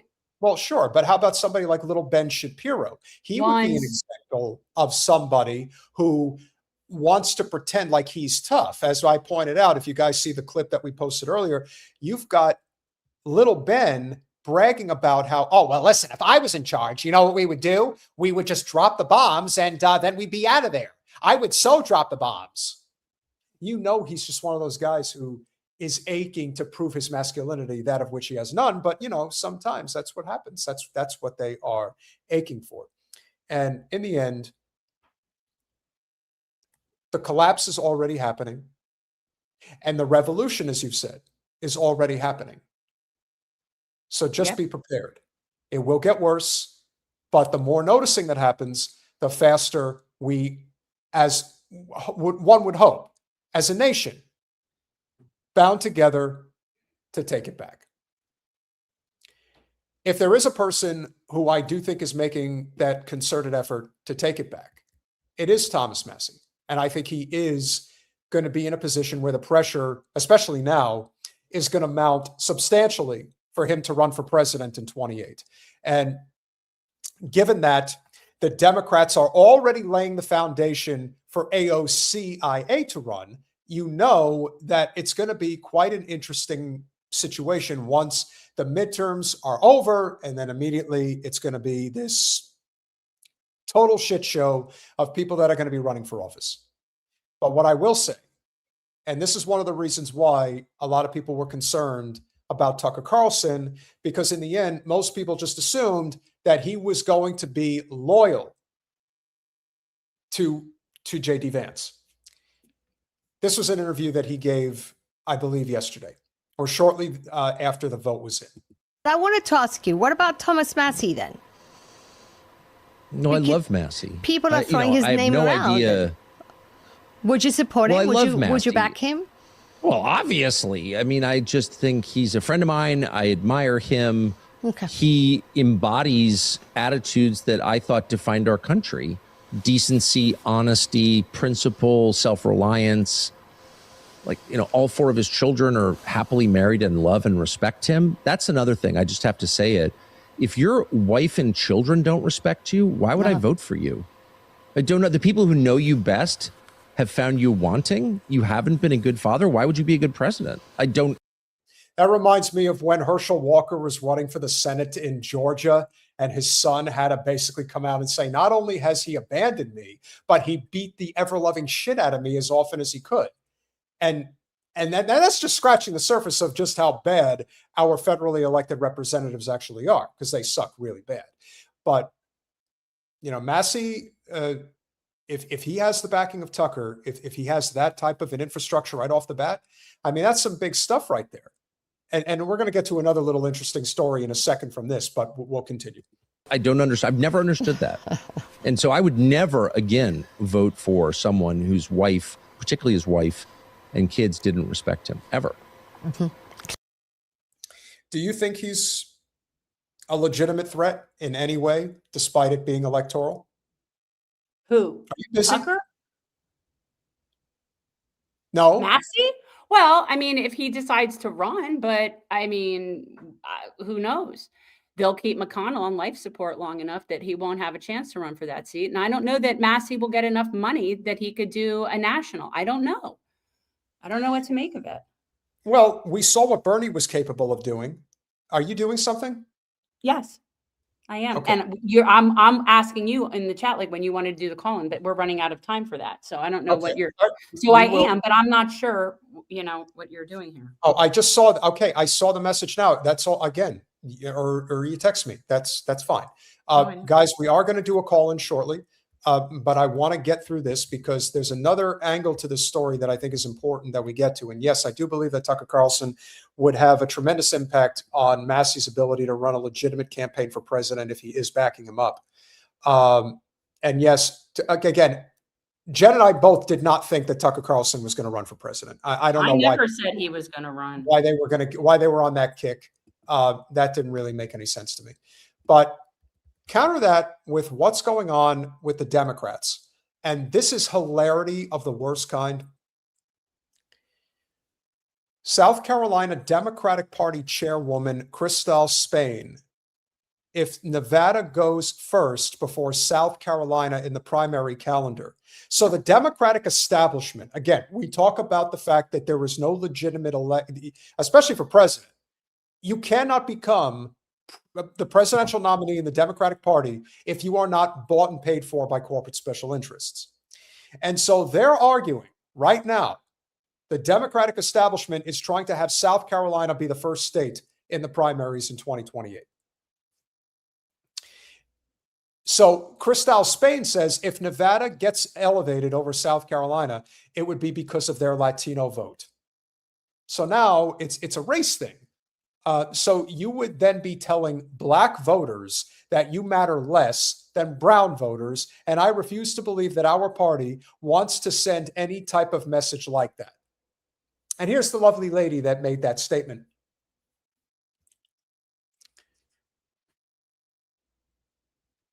Colin? No. Scroll. Thank you. Okay, she doesn't seem to be a very happy individual, but maybe she's paid well. I can't tell. And now, if you scroll down a little further, New York Times, South Carolina and Nevada have emerged as the two front runners to begin the 2028 Democratic presidential nominating calendar, but their jockeying has grown acrimonious and pitted Black and Latino party leaders against each other, according to interviews with more than a dozen party officials. It's almost like we're running against Nevada, Crystal Spain says. And that's what it feels like. Again, what is the purpose of doing something like this? It is already being reported that Kamala Harris is very serious about running for president again. And under the condition that she is able to run, she is going to set the table to make sure that South Carolina is first, a state that she would likely clean up in. You know, momentum. It's a funny thing in politics, the way the mind works. So, yeah, I do think this is going to be interesting. And, you know, there should be no surprises. None. In terms of how these elections go down, why they are, frankly, a waste of time in many instances, because the people that are running, what do they care? They don't give a shit. They're still arguing about, oh, it's the brown voter and it's the black voter. Meanwhile, the independent voter is saying, at least if I vote for the Republicans, I won't have to listen to this shit. And you think it's just a white thing? It's not. People hate identity politics. People would love it if it was actually based on policy that could help everyday people that need it, especially in communities that are hurting. But that's not what's happening here. This is all gamesmanship to make sure the status quo is maintained. Despite all the fucking bullshit that's going on today, this is still going on. They're still arguing on this point. Oh my God, why are you not allowing the black voter to go first?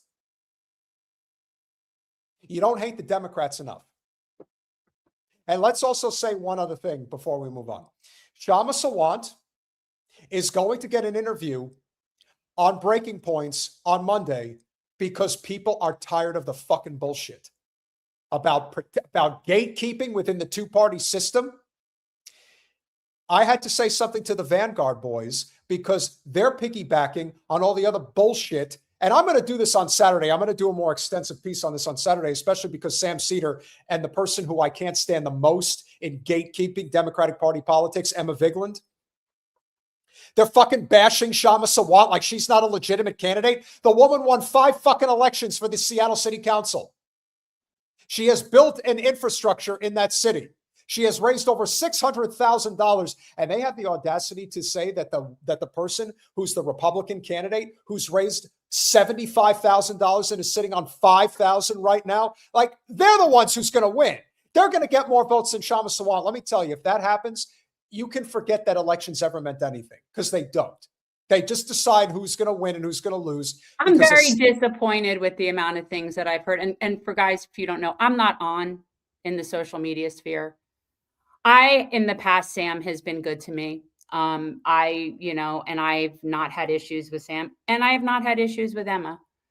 But this is just so everybody is now really showing their true colors, that they're all just shills for the Democratic Party. They don't care about the values that they claim to care about. And that goes for anybody on any of the shows that is saying anything. If somebody is covering Adam Smith, I don't care how difficult of an interview they're giving him.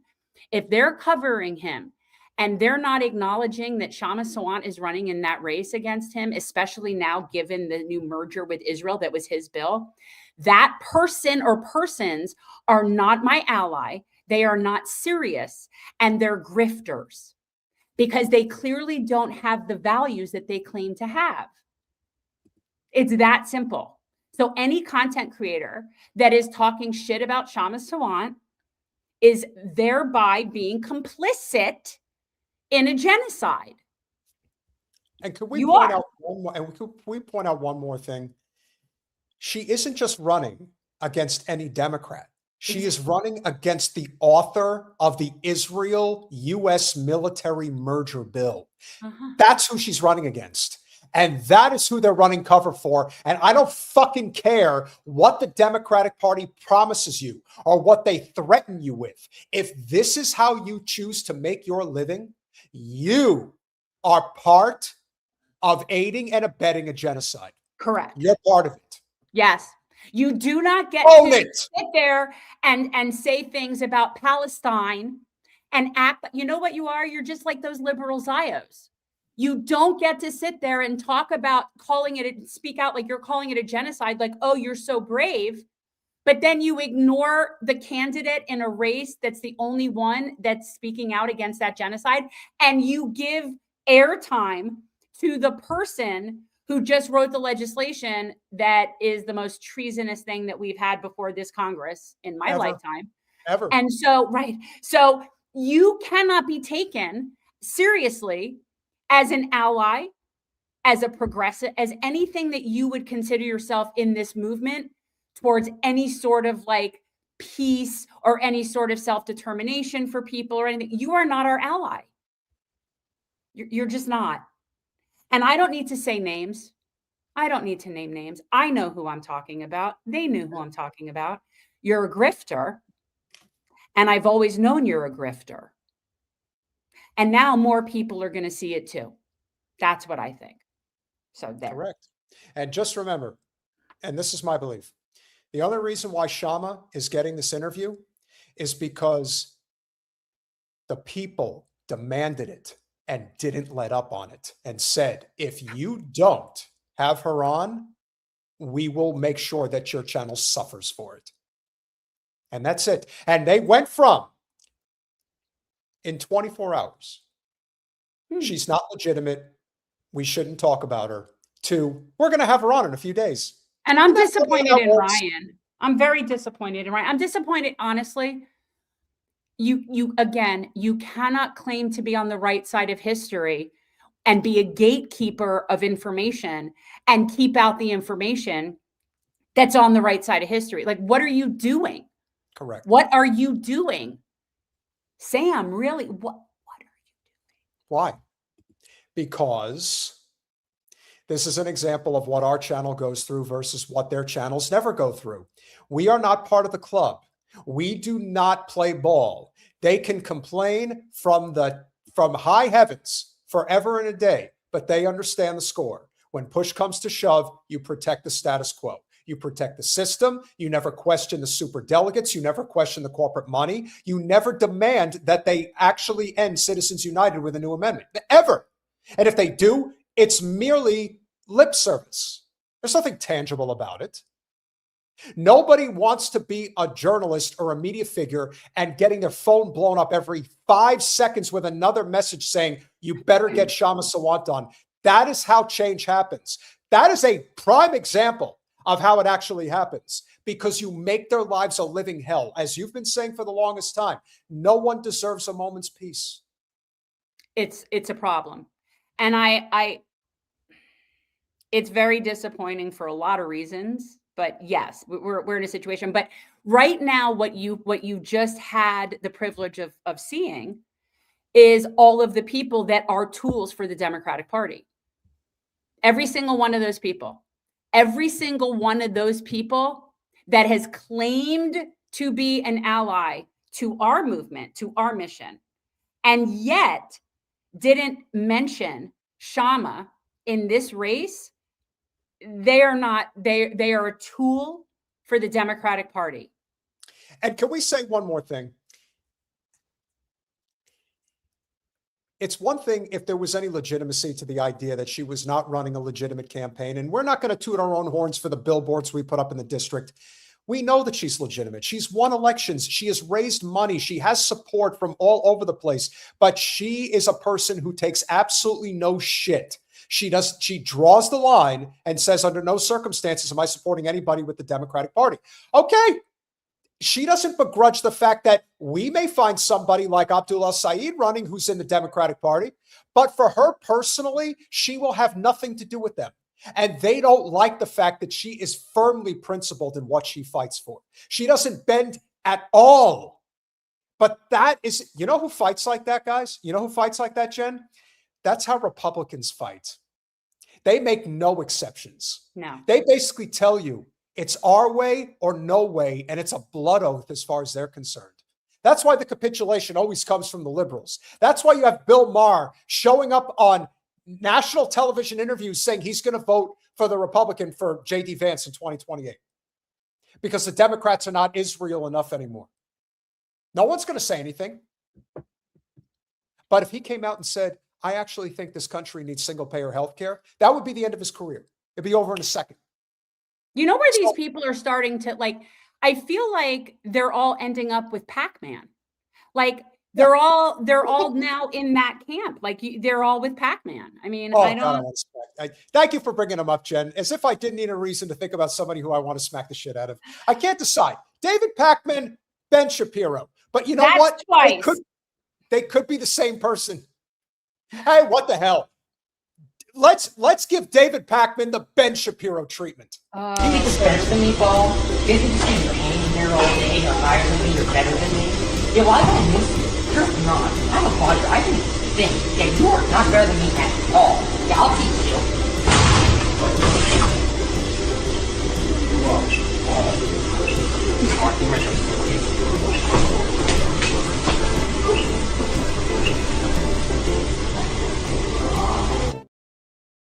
So entertaining. Never gets old.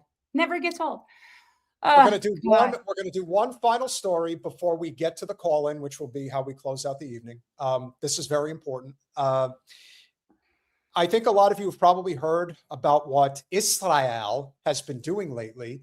I have seen very, and I do mean very disturbing videos regarding what Gvir and the rest of them are doing in Gaza and the West Bank. And I think some of you have probably heard of this story regarding the Palestinian baby.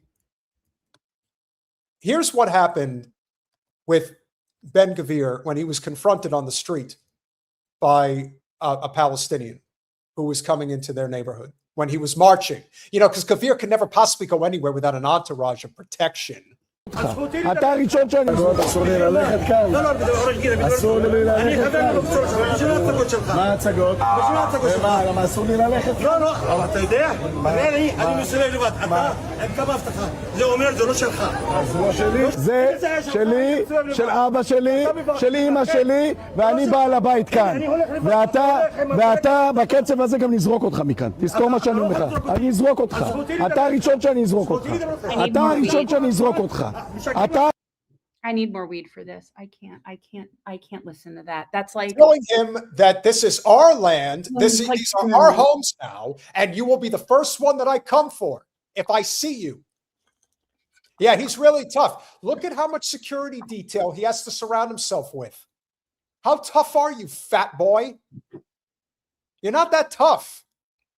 If you're so damn tough, tell your guards to move away. You know, the one thing we know about the Palestinians, they don't pack weapons. They'll defend themselves. But they don't have access to weapons. That's true too. If they had access to weapons, then this shit wouldn't be able to be going on. No. הראשון שאני אזרוק אותך. אתה לא תגיד שזה לא הבית שלי בגלל שאני יהודי. זה הבית שלי וזה המדינה שלי. אתה יכול להיות כאן, אתה יכול לחיות כאן, זה בסדר. מי שרוצה לחיות כאן... You're right, libertarian social. I might need crack for this. There's not enough weed. There's just not enough weed to listen to. Now listen to what he said. Now listen to, this is the important statement here. Anyone who wants to live here peacefully, I am their friend. Is this not directly out of 1984? Who wants to? You know my thoughts on him, right? You know my thoughts on him. I want you to get this fuck where he breathes. I want you to find this Nancy boy, Elliot Ness. I want him dead. I want his family dead. I want his house burnt to the ground. I want to go to the middle of the night. I want to piss on his head. That's all I think of in my head when I see this man. And honestly, and I've said this before, I am so angry that I have thoughts like that. And the Matthew Ho refers to it as moral injury, and it is. It's a moral injury. Yes. I have been so morally injured that I'm never going to not have that. And a huge part of that is because this piece of shit. So he is and I want you to look at the and break down the irony here of this image. He's saying anyone who wants to live here peacefully, I am their friend, saying that with a noose lapel pin. He's wearing the noose. He has that on his, that's his lapel. That's a noose. And you know what?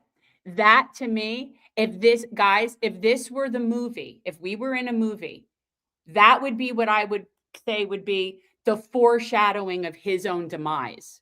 Hopefully. If this were a movie and this character, you know that he's ending up in a noose, right? If there is one person who I truly believe in my heart of hearts that when it's all said and done is not going to get away, is not going to escape, it's Gvir.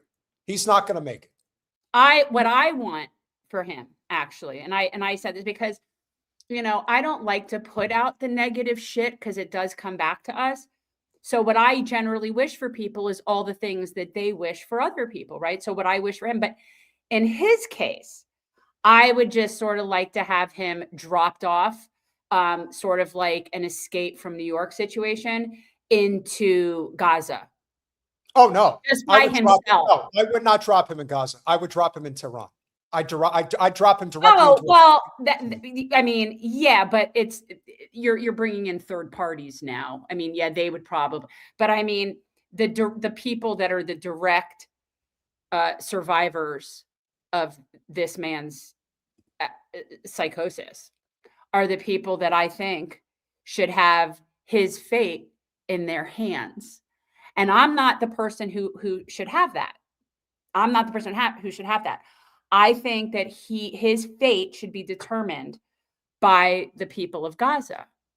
I agree. And I would support whatever they would want to do with that. Unfortunately, I don't trust them to want to have to do a blood oath against him. They are such forgiving people. They are such well-intended people. They'll, you know what? Do not No, they first of all, there's something that we're not going to fetishize Palestinians. They're not all like just these amazing, holier than thou people. That's not my point. But they do handle shit when they need to handle shit. When they had to handle their own people that had been traitors to them during this Holocaust, they handled their shit. It's like any other culture, any other civilization, and they'll handle their own better. And those are the people in my mind that should have the ability to do what they want with pieces of shit like this. Here's hoping. בטוב בשלום, אני חבר שלו. מי שלא, אני זורק אותו. ראית כבר 4 שנים אתה אומר שתזרק אותי. 4 שנים. 4 שנים אתה אומר שתזרק אותי.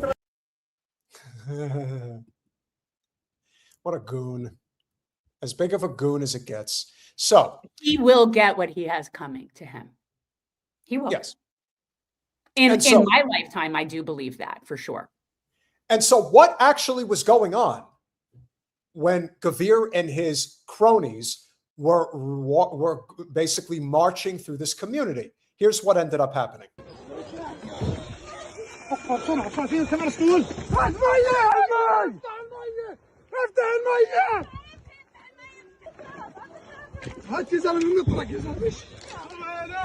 Dozens of masked Israeli settlers launched a pogrom in the village of Tuwani in Masafir in the middle of the night. They vandalized the houses and set fire to the homes, vehicles, and the village mosque.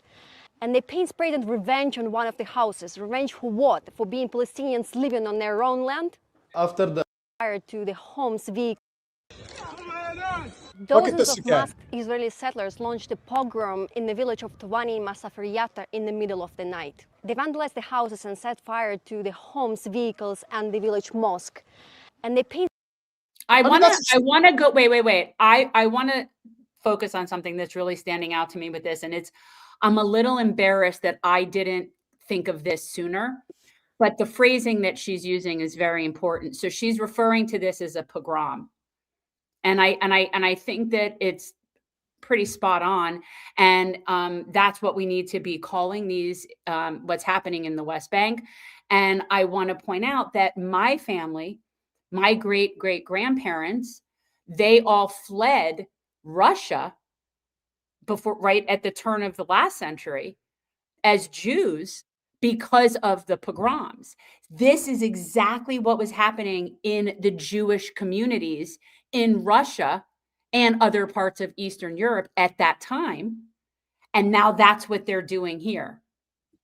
We need to start with, I think this is very smart. So we should now be referring to what's going on in the West Bank as pogroms because they are. Sprayed and revenge on one of the houses. Revenge for what? For being Palestinians living on their own land? After the midnight, over than 30 settlers, they raided my village, the village of Tuwani. They start smashing the windows of the mosque, trying to throw gasoline and burning materials inside it so they can burn it all. Then they removed from the mosque to this house right there. There was a little child sleeping under the window. After they smashed it, they dropped the gasoline. The gasoline came all totally on the Palestinian child. Then later they start throwing stones from outside the window, and they hit his mother, she's pregnant actually. With the milk factory, they started from here. They tried to smash the door so they can break into the yogurt factory. Yogurt and the stuffs inside, it was totally destroyed. It was like fresh yogurt that they want to sell it. This factory, it's the only factory in Masafir, and it's all women in Masafir are welcomed to work here. It's offer like jobs for the Palestinian women in Masafir. And it was actually a very, very scary moment, because when I saw it, that they start with the mosque and the other house, in my house, then I said, okay, the entire village will be set on fire. Family are getting burned, everything is getting burned, our properties are getting burned, and I cannot do anything. I knew if I will come even closer to them, I will be beaten, and maybe I will be burned or beaten till. How is this not a pogrom? How is this not genocide? And they do this for fun. You know, another thing that they were doing there, Jen, they were stealing the pets. They were stealing people's pets. I got to tell you, let me tell you something. In the grand scheme of what these animals have done, these stealing pets is actually better than some of the other stuff they've done to the pets. Yeah, that's true. Okay? Yeah. Yeah. We'll finish it up. Death. I saw myself actually displaced from my village because of the scenes that I saw yesterday. It's written revenge in Hebrew, and they write the Star of David. They throw the gasoline inside the car, and in few seconds the car was totally on fire. There is a phrase in Arabic which is said like, in one hand you will never make the sound of the clap, but with two hands you can make the sound of the clap. And I said this because we want, as we are Palestinians, one of these hands, and we want the people out of Palestine in Europe, and the people that they believe in humanity, and they have like brothers and sisters and the humans that they live in Palestine, and they care about them. We want them as the second hand, so both of us together, we can make the sound of the clap. And it's not literally the sound of the clap. I mean, we can reach for freedom, we can reach for peace, and we can reach for a better life than what we are living now. Yes, they're so threatening. They're so those Palestinians, they're so threatening the way that they want to just live a good life and have peace. I would think I'm so enraged. I'm so angry. We would think we would be at a point now where God, you would be having people on the Capitol steps displaying these video clips for them to see, to know that this is what they're supporting, that they have to live with this. Here's something you're not going to be able to live with, or that nobody should be able to live with. Okay? And I know this is going to make Jen upset. It's going to make a lot of people upset. What are you showing? This is the baby that was burned alive. Oh, Jesus. Oh.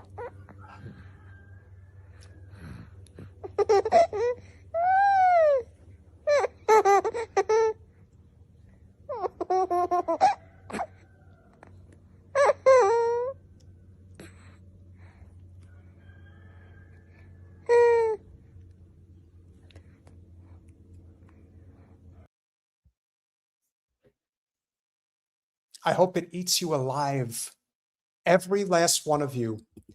And we're going to conclude here because I've been holding this back for a while and I'm not going to let it go. Oh, God. When you think about how many of these children this has been done to, the hundreds of thousands that they've done this to in 3 years. There was a person in South Florida politics that a lot of people have known for a long time because of the tragedy that happened to his daughter. That's Fred Guttenberg. And this is a person who represents the very worst, in my opinion, of liberal Zionism because he believes in the supremacy of his people. He spits on the Palestinians. He believes in Jewish supremacy, and he makes commentary like this. Hey, Rashida Tlaib, you are a cancer on the Democratic Party in America. You and your stupid protest vote are the reason we have a second Trump term. You are not a Democrat, but you certainly use the party. As for influencers, check your own house and other fight agency clients like Plattner. Like I said, you are cancer. No, Guttenberg. You are the cancer. You are cancer. You are the cancer, Fred. You are. Your legacy is going to be hate and shit, garbage and just hate. And yeah, you know, and it makes it hard for anybody to give a shit about what happened to you, quite honestly. And you really only care because it happened in your rich neighborhood. Exactly. Otherwise, you didn't give a shit. You didn't care about gun violence before it happened to your daughter. And your level of white supremacy is so disgusting. And the fact that you can sit there and be so enraged that the world, because of what happened to your daughter, and you just sit there and just spew out more and more hate, you are the cancer. That son of a bitch blocked us on social media because we questioned him as to how he can square the circle of complaining about the way things are and yet gleefully, enthusiastically supports Debbie Wasserman Schultz. Well, that's peas in a pod. You're talking about white supremacists. These are Jewish white supremacists, but yes.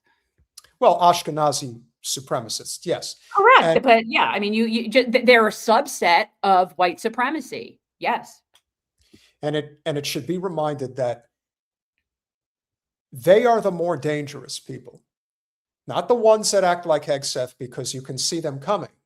You see, people like Guttenberg are considered decent people. You know, he was struck down by tragedy. His daughter was killed in a school shooting, even though we don't deal with any of the serious problems that lead to things like this. You know, like mental health crisis, you know, that's a big fucking problem, like the guy who committed the atrocities. Yeah, we wouldn't have that problem in this country if we had a single-payer healthcare system where people could get the mental health care that they need without having to basically go broke in order to do it.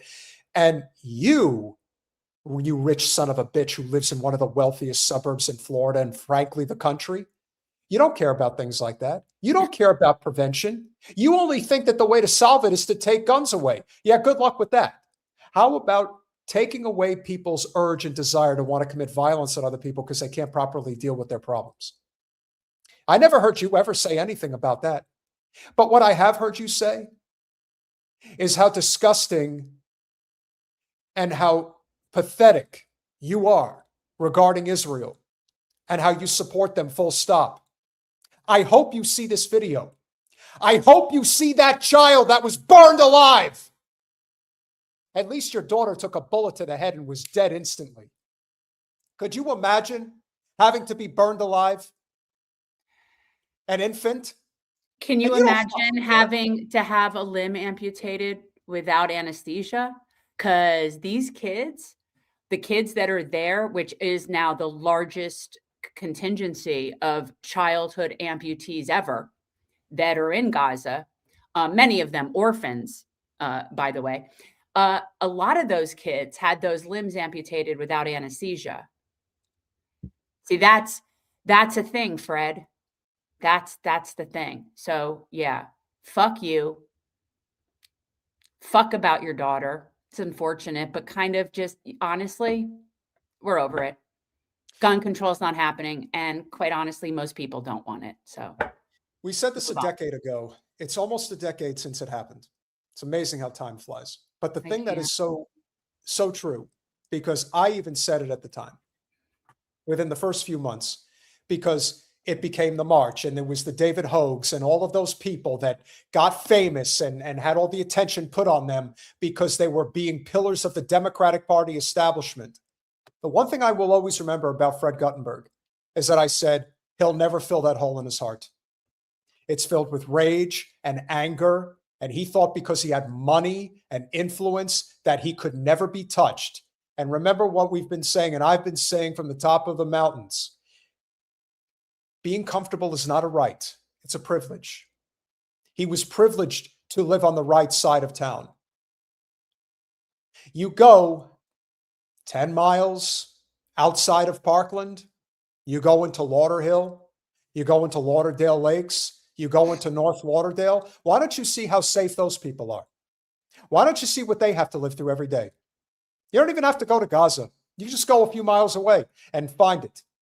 But again, he believes in the supremacy of his own kind. Right. And this is why Zionism has to die and why we have to cut it off like a cancer. You mentioned cancer in your message, Freddie boy. You are the cancer. Yeah. Yeah. We hope you've enjoyed this.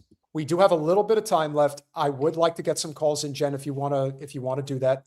You know, we've got about 20, 30 minutes, so let's do it.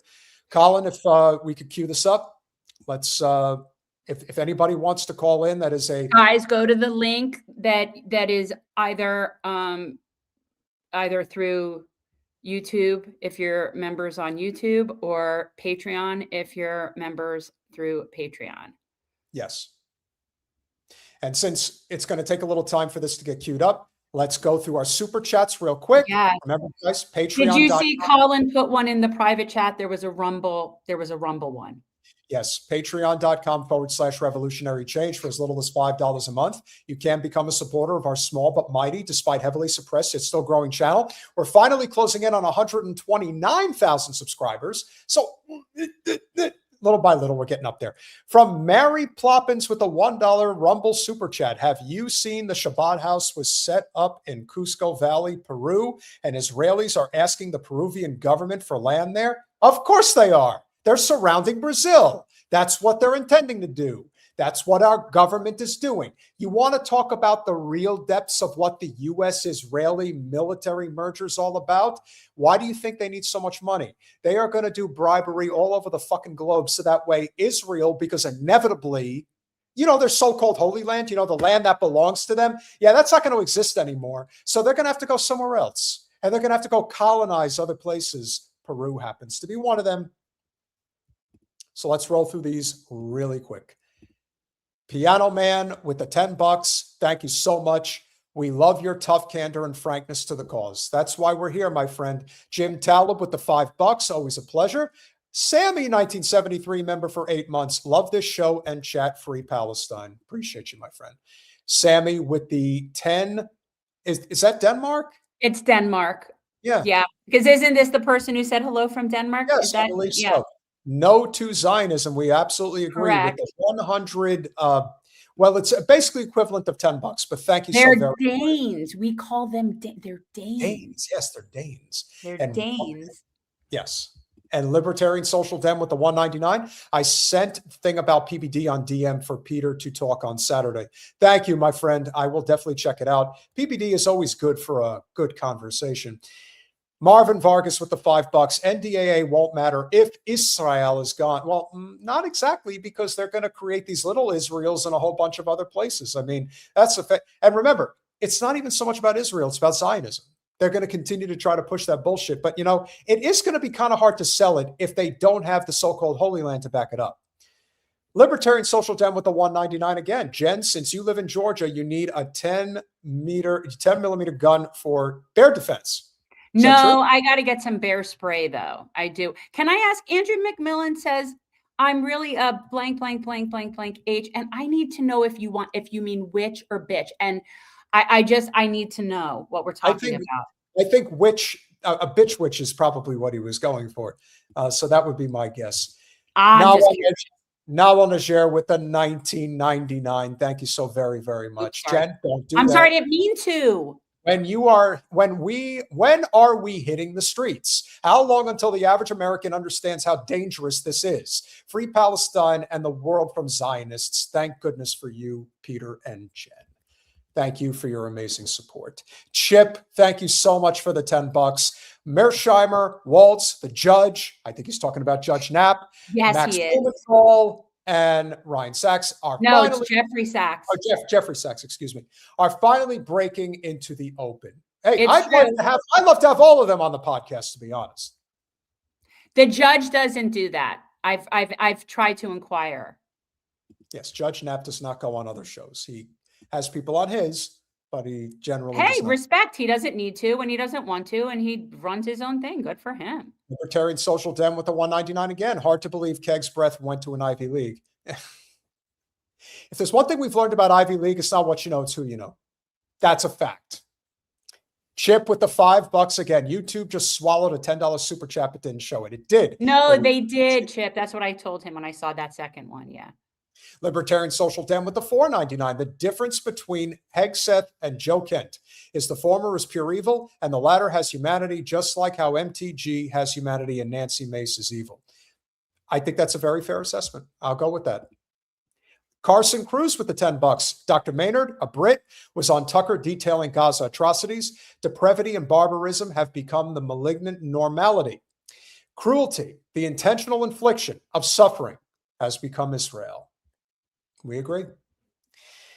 M117 Gaming with the $2. Yes, Hegseth is a character. of U.S. foreign policy. We agree. He's Alex got mittens with the $20 super chat. Thank you so very, very much. Joseph Goebbels was born a physical disability and was rejected from the army in World War I, but he was the PR dude, propaganda minister for the Germans. That goes against the Jewish narrative of him being unwanted. Thank you.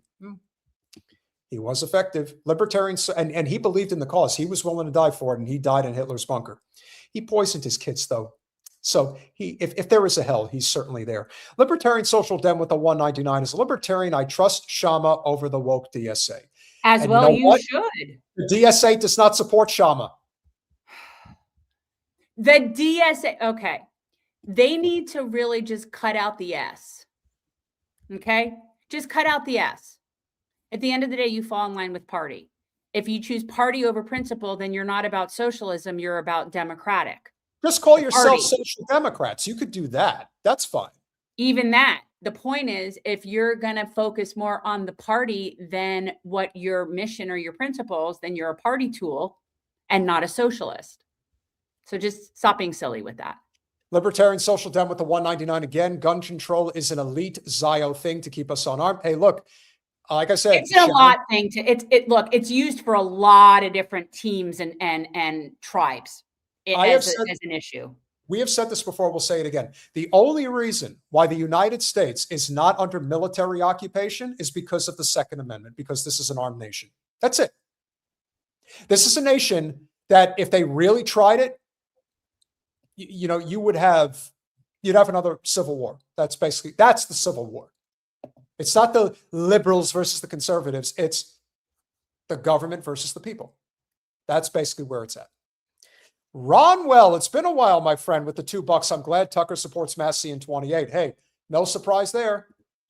JMG with the $5. Would you guys reach out to one of those experts who's calculated 6-figure death tolls for Gaza so those numbers are explained and made accessible? Yeah, we've talked about I'm not sure, Ralph Nader is not somebody that I don't think we can. No, but we've wanted to talk with the Electronic Intifada group for a while and trying to get their attention. Haven't had as much success. Dimitri Lascaris, I think, has talked about that at length. Yeah, we could. Again, if you wanted to, Ali Abunimah has been I'm a big fan of his, and I've really liked him for a long time. But I don't know. I mean, he's very busy. I know that he's friendly with Katie, so you might be able to get his info. Yeah, we're working on Dr. Morandi. I got his info. We'll see what happens. Professor. I love Dr. Morandi. He's great. Pirate Justin with the $2. We need to stop the China lobby's influence now. We've been seeing those memes going around about that. It's pretty funny. China. It's China. It's totally China. China. That's why I don't cover shit like that with him. It's beyond embarrassing at this point. Rodwell with the $5. Though my big gripe with Tucker is this. He should have got Trump to pick Massie as VP, not J.D. Vance from 2024. That would have been interesting to me. He wouldn't have because he's anti-Israel, and you can't have that. Forget that it's in the GOP. You just can't have it, period.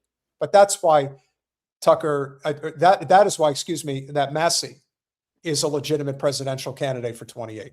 And Kelly with the £2, staying up late to the show, but will watch the repeat. Thank you, Kelly in the UK. I got a really good UK. I couldn't get to it tonight. Got a really good UK Israel-Palestine conversation for Saturday. So you'll definitely want to tune in for that. Okay. With that being said, we have a few minutes left. We'll do like a I think what we should do, though, I do think it would be, because I have to end at 9:30, because if I don't put the chickens in, it's too late. Okay. I already needed to go. So I think we should do this. We could carry it over and we could still do a call in, if you want to do it on Monday or whatever. So I'm just saying that we can actually do that since we went long. Well, you know what, Colin, do we have anybody in the queue? We have one, Nancy Bernard is there. Oh, good, Nancy. Let Nancy come in. Yes. Oh, everybody can come in. I just think we should carry it over. Can you hear Nancy? Nancy, you there? No. I see her. I see. Oh, you're muted. I am here. Hi. Hi. Can I just say one thing to you guys? Sure. Okay, so I live in Palm Springs, and we're part of Code Pink, Coachella Valley. And every Thursday night, we do a little vigil for Palestine, and we meet over by the Forever Maryland statue. And so I was just on my way out to that. And sometimes there's only two of us, sometimes there's a whole bunch of us, but we get lots of interesting reactions from people walking by. So. Good. It's right by they do this night street fest every Thursday night, and we have big signs out there, and we have all the kids that have been killed by Israelis, and we have Hindra Job. She's got her own special little place with flowers all around it, and so we honor them. Every Thursday night, we honor them in our little teeny tiny chapter out here in Palm Springs, where there's not very many regular people who live here, but you know. Nancy, for those who may not know, Palm Springs is an affluent, older, conservative community in Eastern California. What has been the reaction from the locals when you do this? I mean, are they sketchy about it, or some of them at least entertaining the idea of maybe we are too close to Israel, or maybe we shouldn't have anything to do with Israel at this point? What's been their general reaction? Well, being a Jewish Ashkenazi Jew myself, I find myself very isolated here because the Jewish community here is very Zio. And I have tried repeatedly, you know, to have friends here that are Jewish and communicate what I believe is going on. And I just get pushback. Like, nobody will talk to me about that because they think I'm a traitor to the Jewish cause and all of that. It's also very gay. It's old man gay here, a lot of queens. Yep. And they don't really care about this issue very much because it doesn't directly affect them. They mostly just care about their community. So they'll kind of ignore us. And sometimes they walk by and they'll give us a thumbs up. We do get a lot of Zios that walk by and start screaming with us and ask us why we don't have Israeli kids there, and what about Hamas, and you know, the usual stuff. So and then we do get a lot of Iranians from LA who come that are tourists, and we have one sign that says no war on Iran, and they get really upset with us because they say we don't know what we're talking about and we should go to Iran and see how oppressed they are. And so Jen, would you like to piggyback on what Nancy said? This is a class issue. It's a class issue. So the Iranians that are here are obviously of a certain class. And so their perspective is that it's same as like Marco Rubio's perspective on Cuba. They have that perspective of the wealthy class that feels like somehow they were disenfranchised when regular people started having a say-so in those countries, and they don't like that. Right. That's so we've gotten a lot of pushback. Yeah. And, for the most part, like the Jews in Palm Springs, I mean, it's so touristy that it's hard to know who actually really lives here. I don't actually live in Palm Springs. I live across the valley in a sort of very working class neighborhood in Desert Hot Springs where nobody goes to because, you know, it's poor and Mexican and indigenous. And so people don't go there. But the people of Palm Springs, it's hard to know who actually really lives there because nobody actually lives there. They're just in their weekend pied-à-terres, you know. So it's a weird little community, and like you would never say, "Stay strong, Palm Springs." Like there's no that kind of community. Right. The only real communities are like out in India and Coachella, you know, that are filled with a lot of Mexicans and Native Americans and, you know, other people that have been pushed out of the wealthy communities. That are actually from there, you know, the natives, if you will. And, you know, that's why when I always think it's funny when people gripe about Mexicans, and it's like, yeah, you hate Mexicans, but you love everything about their culture. You love their food, you love their art, you love their work ethic. But, you know, it's again, American exceptionalism will be our downfall. It already is. We're already seeing it. Mike, I personally, I'm 71. I have to work. I didn't inherit any money. I have to work for the rest of my life, and luckily I'm healthy. But I work for a large corporation because that's the only place that older people can get jobs is in big retail stores. So I am continually bombarded with the amount of wealth here is disgusting. I mean, it's just, you have no idea. I've been there a couple of times. I actually know some of those Jews, the Palm Springs Jews. I actually know some of those Palm Springs Jews personally, of whom you speak. And yes, I completely understand what you're saying. Yeah, I wear my watermelon earrings to work because nobody knows what they mean, and we're not allowed to be political. So I get to do it in my own little way, but but our vigil on Thursday night is just so precious. I love it. And I appreciate the group of people that I've met here. So it's, we're small but mighty, I love that. I love that. And you do Code Pink justice out there. You're awesome out there. I appreciate that. Yeah. And we're happy. Yeah. And we're happy that you can be part of this community as well. A lot of times people feel a sense of loneliness when they're trying to fight. It's like a mouse fighting a gorilla. But there is the potential for a breakthrough. I feel like it's happening. And, even at times where you do these vigils and there's only a few people that show up, just know that there's a handful of those people everywhere, in every corner, not just California, but all over the place. And they're starting to come to that realization that we are going to have a revolution in this country. And you are leading the way. Yes. We also do banner drops too. Those are really fun. That is fun. Because there's lots of freeways here, so banner drops work really well here. And it's but I just want you guys to know that I never miss a show. I listen to every single word that you say, and I feel so aligned, especially to you, Jen, because I feel like sometimes you say things and I feel like I share a brain with you. I feel like yes, that's me. That's where I come from. I've lost my family. They don't talk to me. My Jewish friends in LA don't talk to me. So, it's. Do you watch Punch Up Pod? Do you watch that? Because Lila is stuck out there. Okay. I watch that every day too. Every time they're on.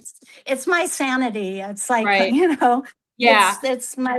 it's my connection and my sanity with the good Jews that are out there. And Katie Halper and, all the usual good Jews that are out there fighting the good fight. And, but this channel, I've been following you since the very, very, very beginning. I know you've been a supporter for a really long time, and I appreciate that. I think this is the first time we've ever spoken though. It is. I'm very shy, so I don't usually say anything, and I don't send super chats because I'm shy. But it's not because I don't want to support you. I'm also been a supporter forever. No, I think you're a great supporter. I'm glad that you called in. I appreciate that. I did. We cannot thank you enough. Obviously, at times it feels very dire. Trust me, we feel it as well. But as Jen has often said, we have to bear witness and we have to do what we can because of it. It's one step which leads to another, that eventually converts enough people where the real change ends up happening. And hate to cut this short, but we're going to give you final word because we do have to wrap for the evening. Last thoughts before you go. Free Palestine. Absolutely. Thank you, Nancy. It was so nice to talk to you. And can I send you a picture of our vigil, sir? Absolutely. Do I just post it on Patreon? Or, you can do that, or if you want, you can email and send it to admin at revolutionarychangenow.com. Okay. I'll do that so you can see our little group. But there's probably only 2 of us tonight. But no, it's okay, and we'll share it if we can. Absolutely. Thank you so much, okay. Nancy. Thank you. Love you guys so much. Thank Thank you. you, Keep up Nancy. the good work. Bye. Bye. And on that note, Kevin, we hope that sentiment is shared by other people as well. We're gonna continue call-ins, guys, because if I seriously have to go get the chickens in. I know it's crazy, at least until their mother comes back from her Florida trip. They miss their mother. My chickens miss their mother. Guys, if you're looking for another good podcast to listen to now that ours is going off the air, go over to Punch Up. Long Meadow.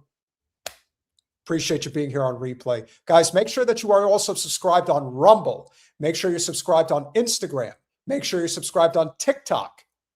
And if you would consider becoming a paid member, whether through Patreon or YouTube, and obviously to all our super chatters, I will see you all on Saturday. It will be fun.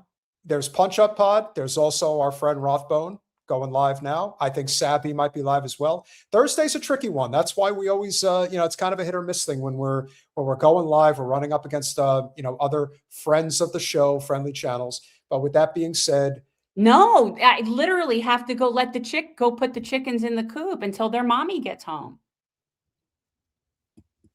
Anywho. The channel is not ending, Medi. We're as John we're preparing for the apocalypse, Medi. As John Candy said, we're going home. We're not dying. With that being said, smash that like button, share, subscribe, do all those things we ask you to do. We love you all. We appreciate you all. I will see you Saturday and Free Palestine, guys. Good night, guys.